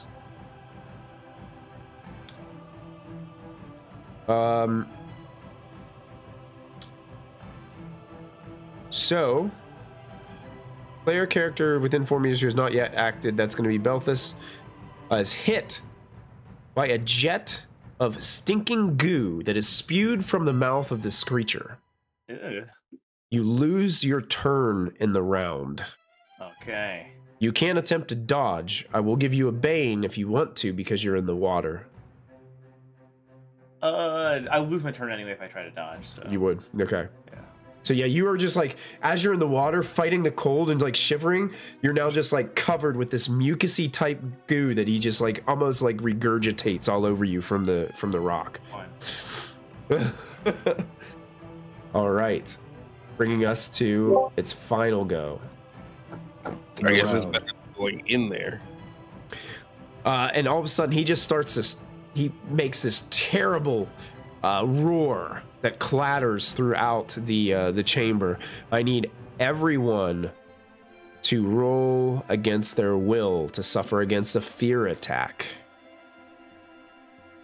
I'm gonna use my fearless. Fearless, to okay, to not- succeed. You got it. There's gonna push. the dragon. There you go. Oh, to numeral. I'm pushing here. Pushing again, Belthus? Yeah. Oh, that's much better, Belthus. Yeah. So it looks like the numeral is the only one who is going to suffer this fear attack.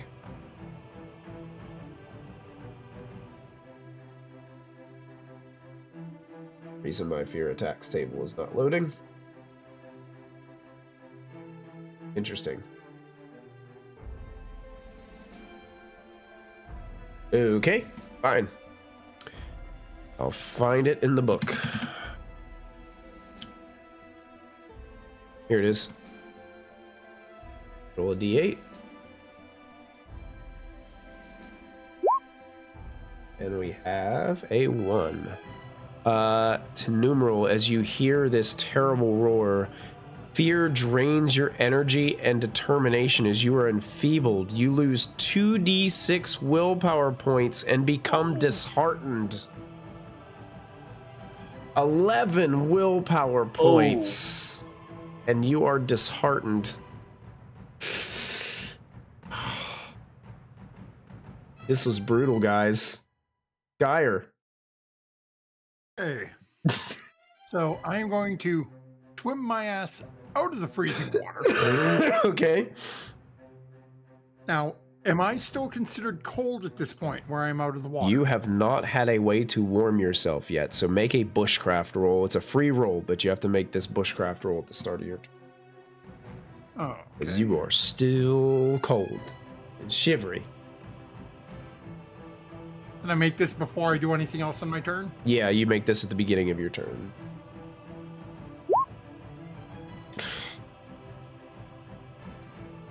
Pushing it? Push it. You're gonna push it? Yeah. Okay. Nope. Oh. You take 4 hit points, 3 willpower points. Okay.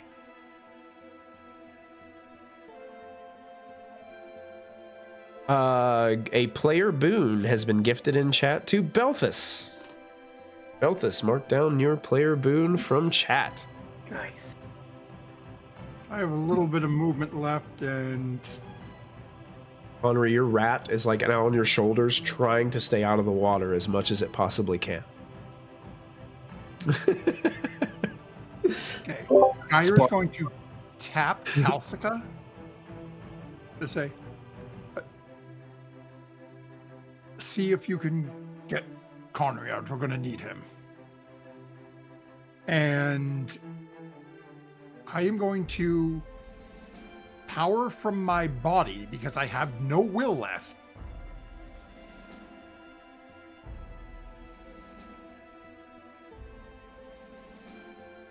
And actually, give me a... Oh, crap, I closed my character sheet.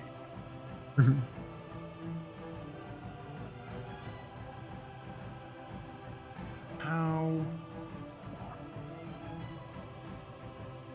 I may retcon that move because I just remember that this may do a decent area.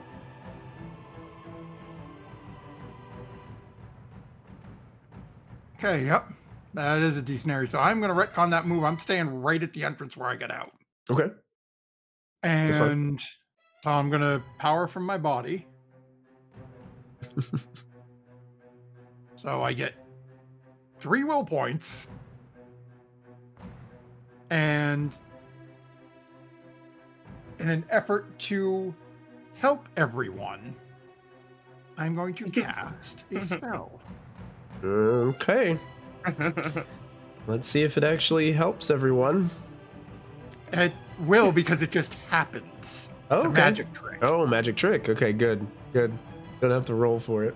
And it is heat and chill. And Heat I'm going and chill. to heat an area Oh. of 10 meters around me. Oh. Fantastic. Well done, whole Geyer. For a whole shift? Oh, Just turn inside of this battle. As Geyer That's warms the room, huge. he then collapses face down on the ground. Oh no, Geyer's unconscious. But you are warmed. So the cold effect goes off of Geyer and off of Belthus. Oh, Jesus. Warm and unconscious. You're cozy. You're cozy and unconscious. Geyer was freezing to death. He knew he had to get out and do something to stop that. Geyer heats the space and then falls to the ground. It seems like Connery's having problems with the cats at his house. I don't know why, but I have like the black screen, and the cat wants to try to tightrope across the top of it. Now, It is is- Connery still cold? Or Connery resisted the cold, oh, but okay. Connery's still in the water. But it didn't have a chance. Like that was like when he first got in the water. So Connery moves out. Now to get up on the stones, you need to make an acrobatics roll for me first. See if you can successfully get out of the water.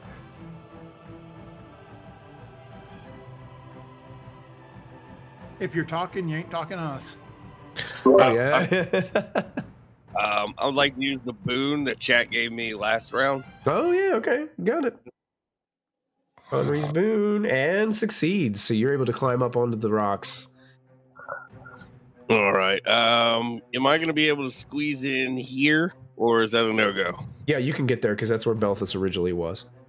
All right, so You're kind of like right up against this guy. I'm going to position myself right there with Belthus and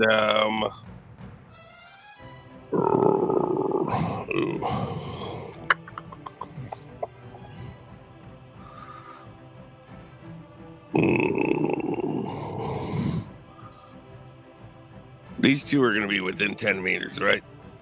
Yeah. They're currently 8 meters away from you. I am going to... Where is it? Pull out the 9-hold demon ocarina. Okay. And play a beautiful tune for everybody.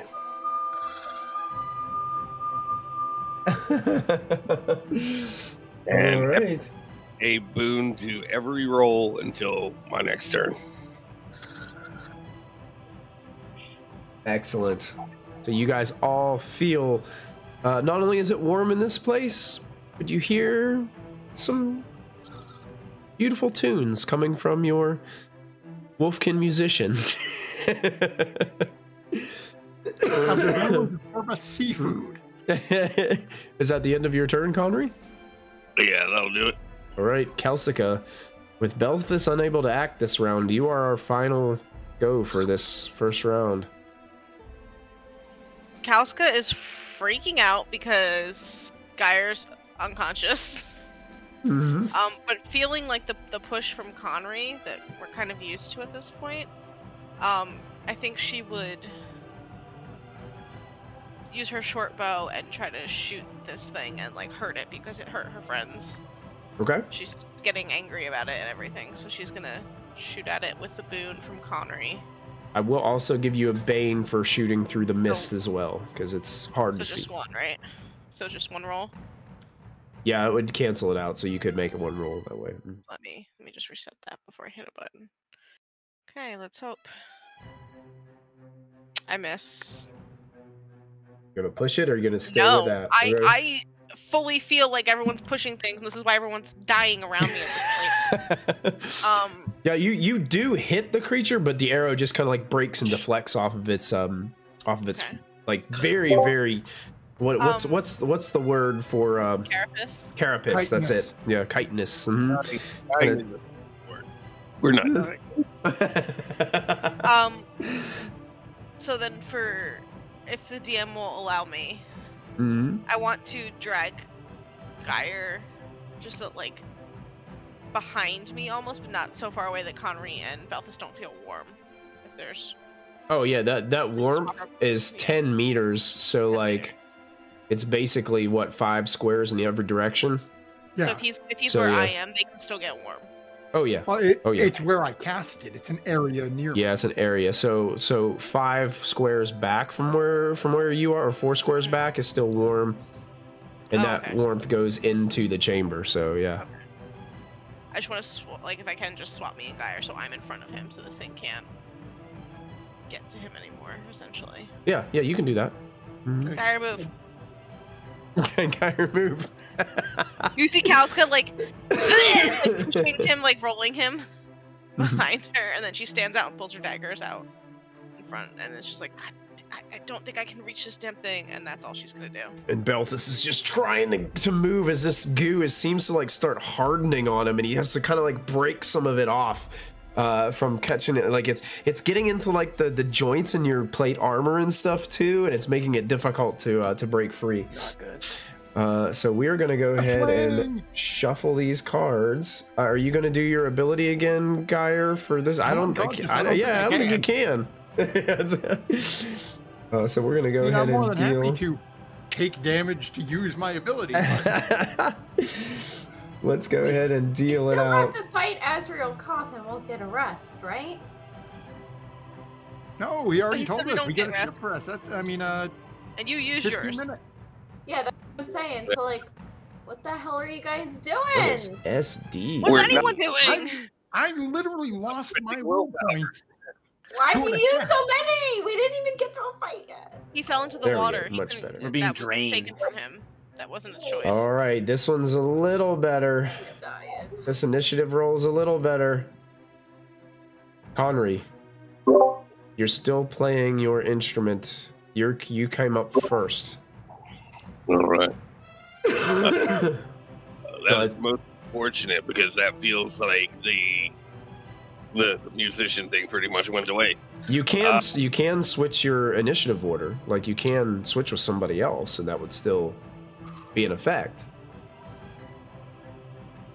What's Beltis' situation? Like what is he? Is He looks like he's freed himself now and has got himself back into the fight. If I switch with Beltis, he can make an action. I mean, he can make an action from where he's standing too. This creature's large. No, not from position. I'm saying like he is not paralyzed or anything. He can take an action if I switch. Appears not to be. Yeah. Okay. Let's go ahead and switch 1 and 8. 1 and 8. You got it. So Connery's going Put me to in, become coach. the 8. Put me in, coach. Tag me in. Belthus takes the number 1 roll now, and we'll redo the initiative order there. Belthus, you are up. Connery Cool. tags you in.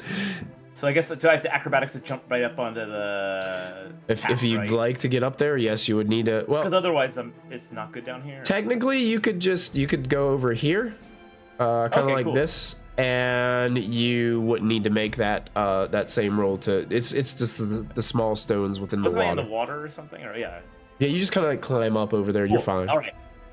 Question for mechanics, Mr. DM.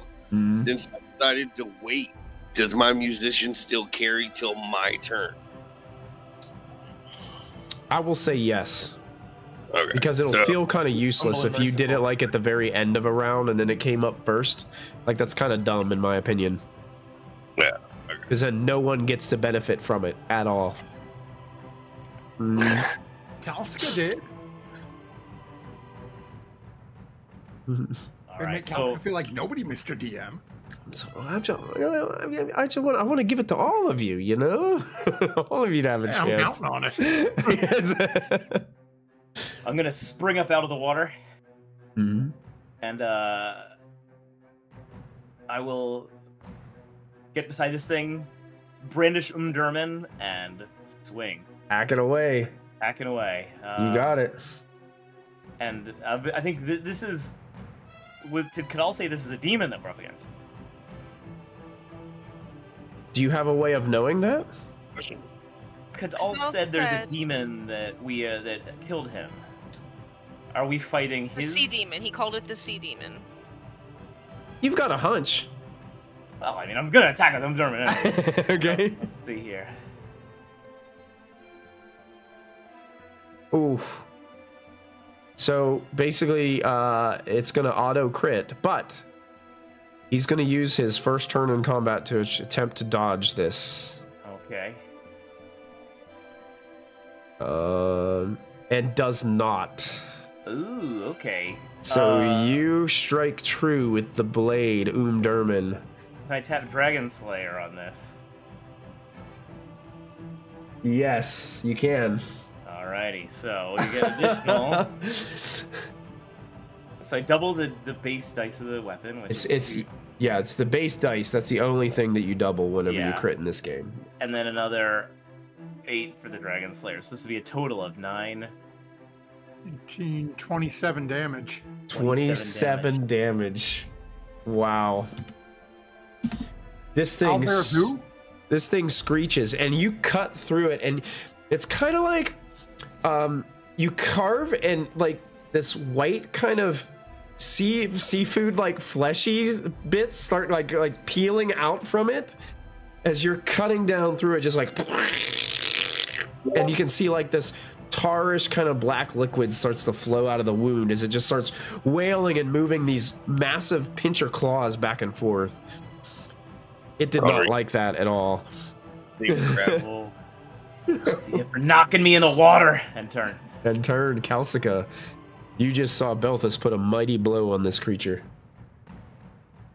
Kalsiga just screams and will run across these little rocks and fit on the edge here. I need an acrobatics check from you. I have a boon, right? Because of Conry's.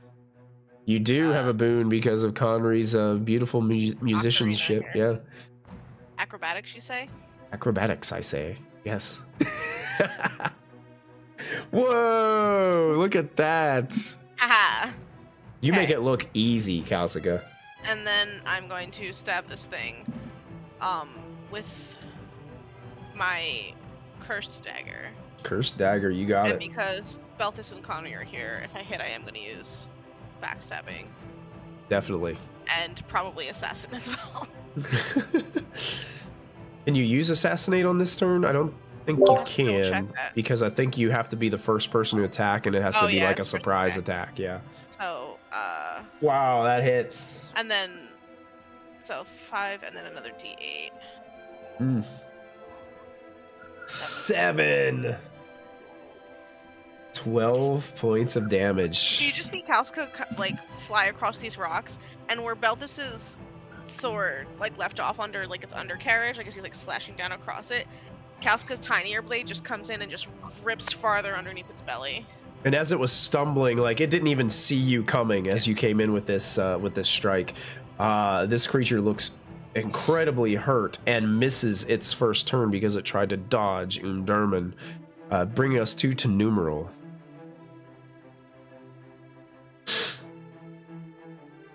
We meet. Okay. This is all so crazy. So I don't know what to do. I feel like I'm afraid to spend my willpower, but I also don't want to die. I try to hit it with the bow again. Okay. Same rules as before. I need a bane from you since you're shooting through the mist. And now you got 3 of your companions surrounding it, making it harder to aim. You have a boon from Conry, though, so it's 1 flat. Yeah, you do have a boon. I have a boon from Conry? Yeah, he's playing his music. So does that cancel the bane? Yeah, basically it just cancels it out, makes it a single roll. Okay, I succeed. You succeed! He's gonna try to use his next turn to dodge. Okay. And he does succeed on dodging your arrow. Once again, it does hit, but this natural armor of this creature is hard to hit it with a strike like this, and the arrow just breaks and deflects. Far can I move in a turn again? I think elves can move 6 squares, or elves a little bit. My movement says 12. Oh, so that would be 6 squares. Yeah, so 12 meters is 6 squares. So I'm just gonna run a little bit quick. 1, 2, 3, 4, 5, 6. There you go. Yep. You got a very, very distant view now. Good luck. Love you guys. Just hang in there. I believe in you. The demon used its next turn to try to dodge that attack, bringing us to Geyer's turn. I believe you need to make a death roll, correct? Yep. And that's a fail. That's a fail on the death roll. So does that mean he dies? No, he has to make. He gets 3 of those, kind of like in D&D with the death saving throws or whatever. Death saves. So everyone else has abandoned Geyer. Wait, I didn't realize. Geyer, you're kind of laying there just mumbling. I didn't know everybody was going to leave you. Geyer is going to try to get his own ass up. Gonna go for the rally? For your action? You got it. And I'm gonna succeed. Succeed! You rally yourself! Geyer is able to get himself back into the fight. You technically, I think, still have your movement left. I think that counts as your action to rally, but I still think you can move. Counts as an action. Yep. If you rally, you can continue acting as normal. Oh yeah, but that's right next turn. So we're gonna go. Doc, come closer so I can heal you.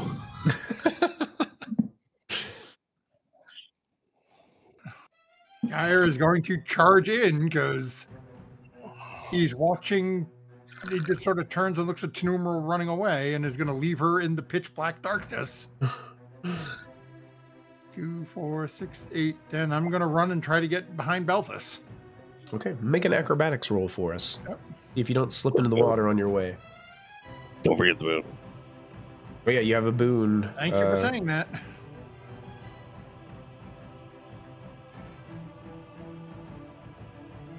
Okay, I survive it. You succeed as you're able to get over there onto that large rock in the center. You're kind of right on the edge of it, but you are behind your metal shield.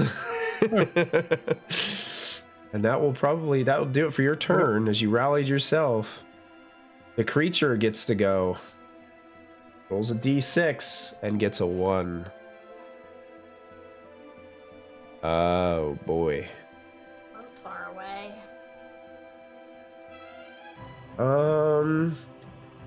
Didn't like how Belthus heard it. Uh-oh. It reaches out with its massive claw and it's going to try to grab and squeeze him. This will inflict 2d8 slashing damage, and then the victim is hurled into the water. Okay. You can attempt to dodge it.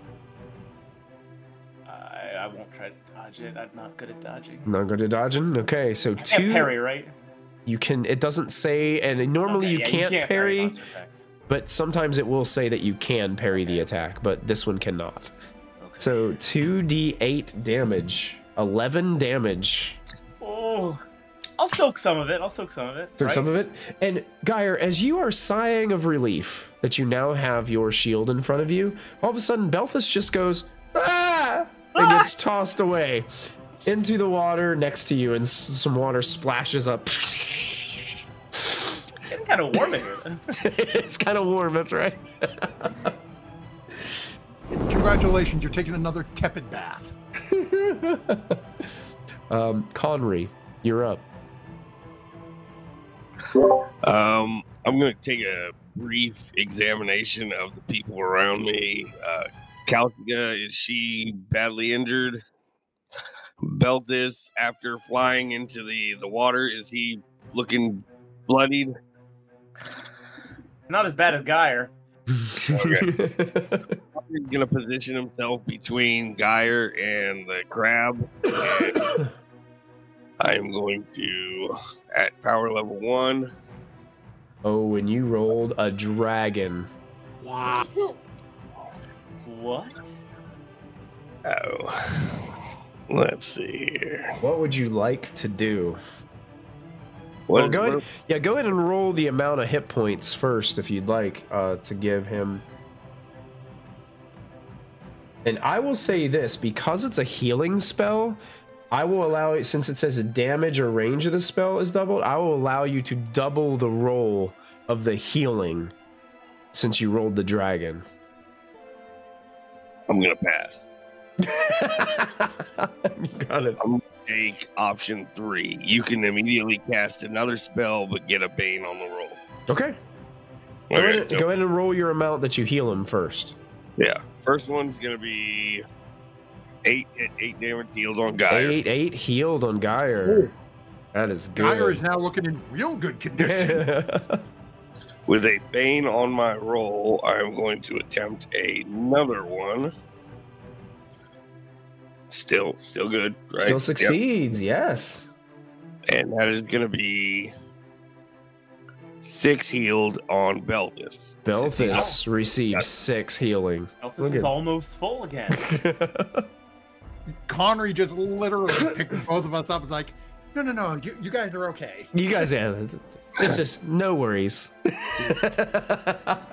Spirit fingers guy. All done. The rat on Conry's shoulder is just going. Conry does spirit fingers. And and I think that'll end Conry's turn. That brings us to the last initiative, which is this guy, this creature. He will finish us off with a 3. I'm gonna roll that again because a 5. Okay, I'll do this one. So basically, this is going to affect everyone but to numeral. Another one of those cascade whirlwinds water spout things happens and starts tossing all of you into the water. You can dodge it. It's just going to kind of toss you about. Okay. Is this a magical attack? A magical water spout that hits all player characters, so I would say yes, because it states magical. So it reduce the impact on Belfast for this? Thing is, it doesn't do any damage, and I think yours specifically counts for like damage dice on Protector, I think is what it does. Let me look again. Doesn't it reduce the amount of damage dice like an attack does? Protector. Now that Geyer like heated the place, this effect doesn't really have as much of an impact. Yeah. But Kalsika, you go flying into the water. Splash. I'm gonna use fast footwork to not go in the water. Okay, you still have to roll for it, right? Evade roll. Let me double check. I don't think so. Yeah, fast footwork lets you use evade to dodge, right? Without using your action, Yeah. if I remember. Hold on, I'm trying to find Conry, you'll go flying over in this direction. Belthus, you just fly farther back, and Geyer will get tossed in this direction. We'll see if Kalsika keeps her footing and stays close to the creature. May attempt to dodge an attack without consuming your action for the round. There you go. So, okay. So I have to roll evade, yes. Make your evade roll. Am I out of the 10 meters that Geyer heated up? Wow. He casted it from here, didn't he? 2, 4, 6, 8, 10. Yes, you and Belthus are now out of the 10 meters. Okay. Oh. So I need both Belthus and Conry to make bushcraft rolls. Isn't the heat centered on Geyer?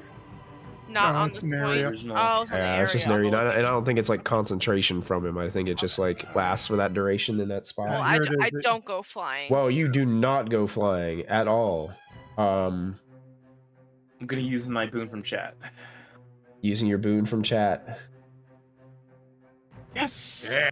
Look at that. Well done, guys. Yeah, you guys are able to withstand the cold. Belthus, I think you were just kind of getting used to it, you know? It's like when you get in the water and you just... Yeah, but after a while, it's not that bad. After a while, it's not that bad, you know? You don't die of hypothermia, That's right. Now, what were the rules again on, like, skill checks? If you roll a dragon on skill checks, I think, like...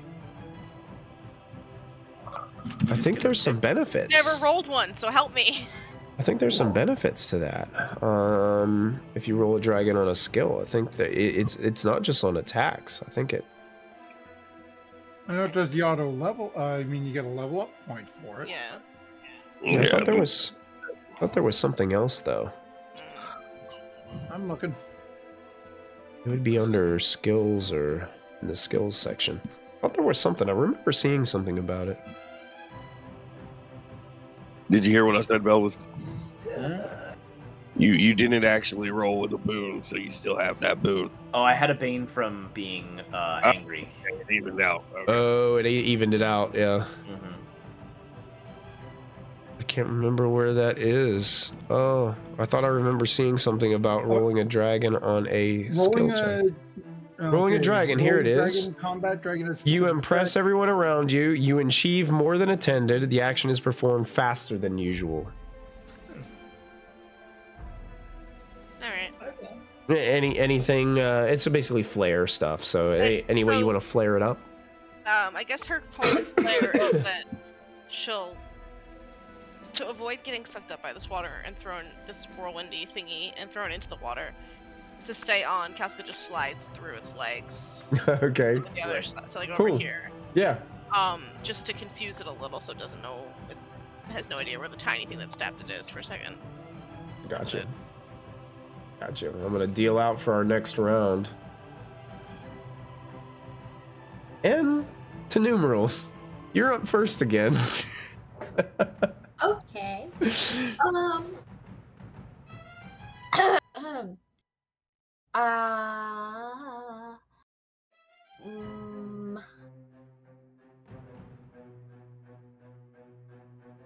I have to scoot over here so our Twitch viewers can see where to numeral is right now. Here, I'll zoom out a little bit. I still have my light from my room. Oh yeah, I'm all the way on. I'm talking about the people on Twitch. They couldn't see you. I had to scroll over. I'm gonna stay and shoot it from here, and it'll probably dodge, and that will be that. Or, yes, you should be in range. You do have a Bane. I have 3 boons I never used from like a couple sessions ago. Uh-huh. Can I use one? Sure. So I'll use one to just make it a straight shot. Wait, roll. Yeah, that hits. Okay. Is he gonna try to dodge? He's gonna have to. Yeah. I'm okay, because it's at least making it burn a turn. And so yeah, that's really good. He does succeed in dodging, but you're right. He does burn one of his turns doing it. Good. So he's able to withstand another arrow shot. The farther you get away, the less like impact these arrows have too, because you're getting like farther away. It doesn't have that oomph behind it. So, at least I'm wearing him out, guys. He's dancing for me. He's dancing, that's right. This is good. Have at it. Good luck. That brings us to Connery, who desperately needs to get out of the cold zone. And does.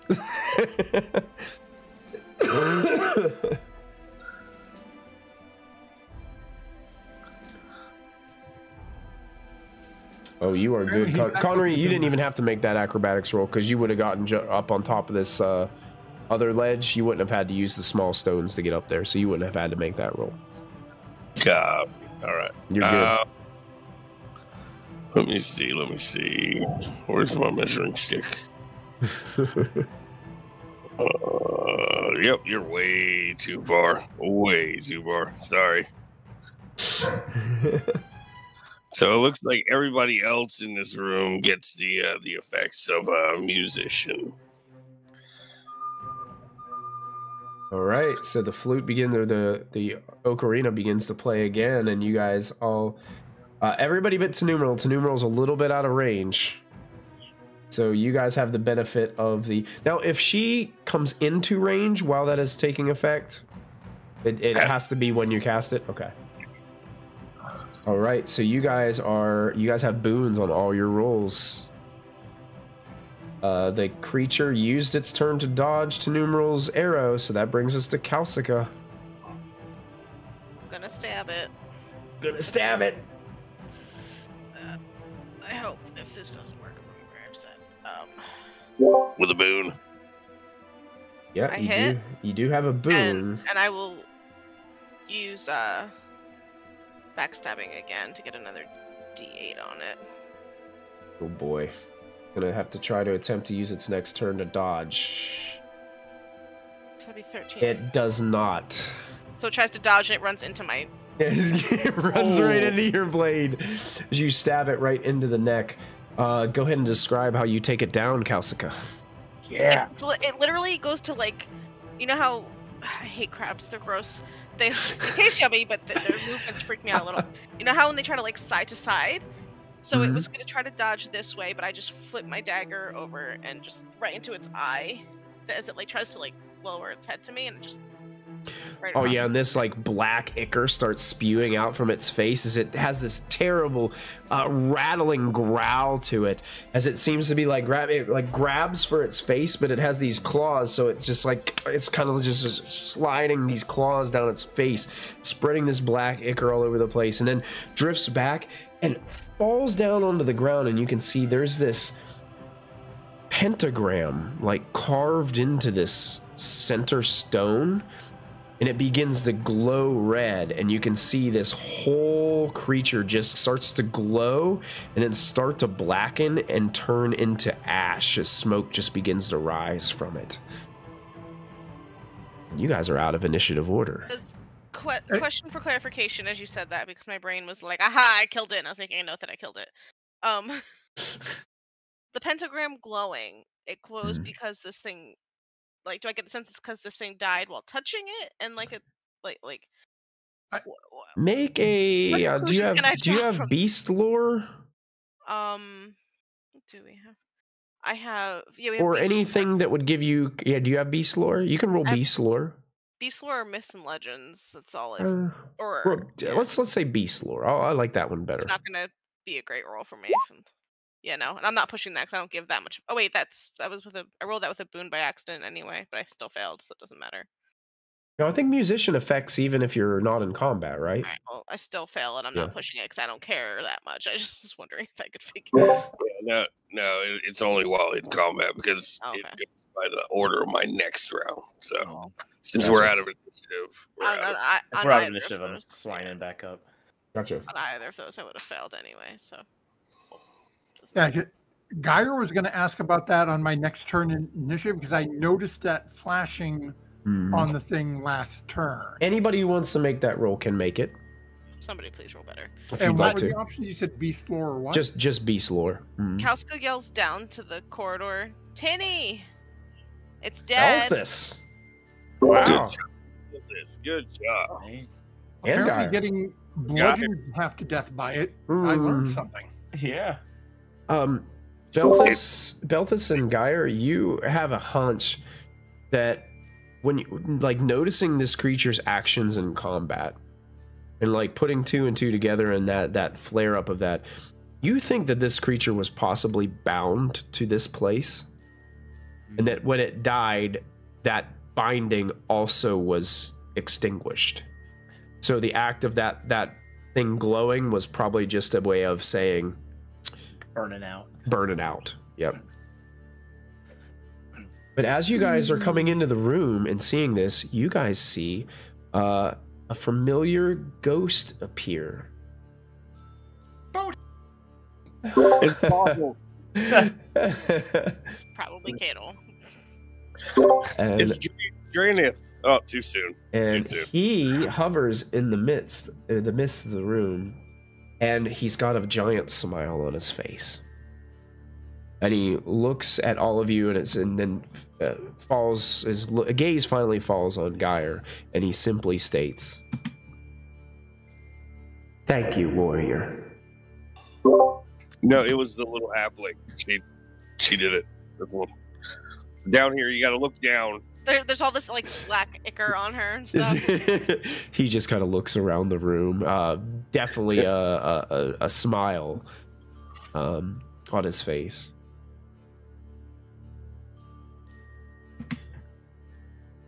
If there's more treasure, I'm sure there is plenty. So that I said where? Within the catacombs below. Down more. If you find Tuvio, please tell her I love her, and I'll be waiting on the other side. What did she look like, just for the record? As you're saying that, the ghost just simply kind of lifts up and dissolves, and the blue glow dissipates. Okay. But you have a sense of satisfaction knowing that you freed a bound spirit by redeeming them from their attacker. Kalska's being petty and is just gonna kick the rest of this carcass off into the water, and then she's gonna grab Geyer and just pull him onto the main middle of the rock so he's closer to his own warming zone, and just hugs him and is like, "You're supposed to be good at water, Mr. Geyer." Quite good at water. This is just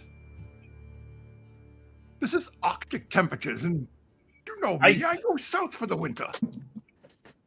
But I think this is payback for giving me a bath when I didn't want one. You got a bath when Fair you didn't enough. want one. I really hope somebody wrote down his name because it's going to be awkward when we go find this female ghost and say, "Hey, Calvin loves you." No, Juviel and Cato loves her. Jesus. Remember, they're not ghosts. They're skeletal warriors that were cursed with undeath for all eternity. So we have to tell every skeleton we meet that Kaladin loves it.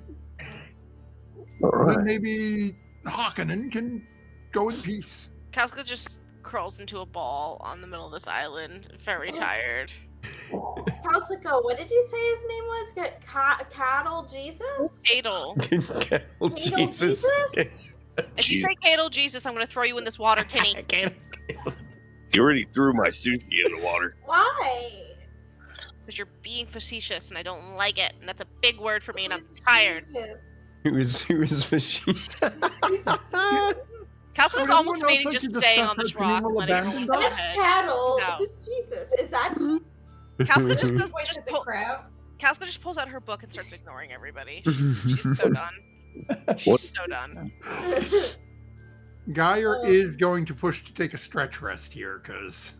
Geyer got rocked that encounter. Yeah. I'll watch over you while you take a rest. We'll hop over now to the middle. Okay, so Do I actually have to Geyer go? wants a stretch here. Is there anybody else that wants a stretch?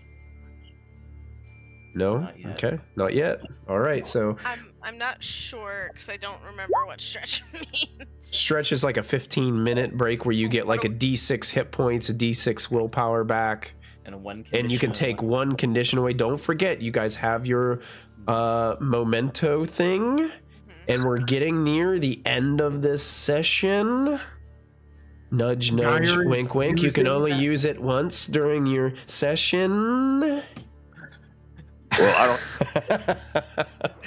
This is Game Master trying to help you all.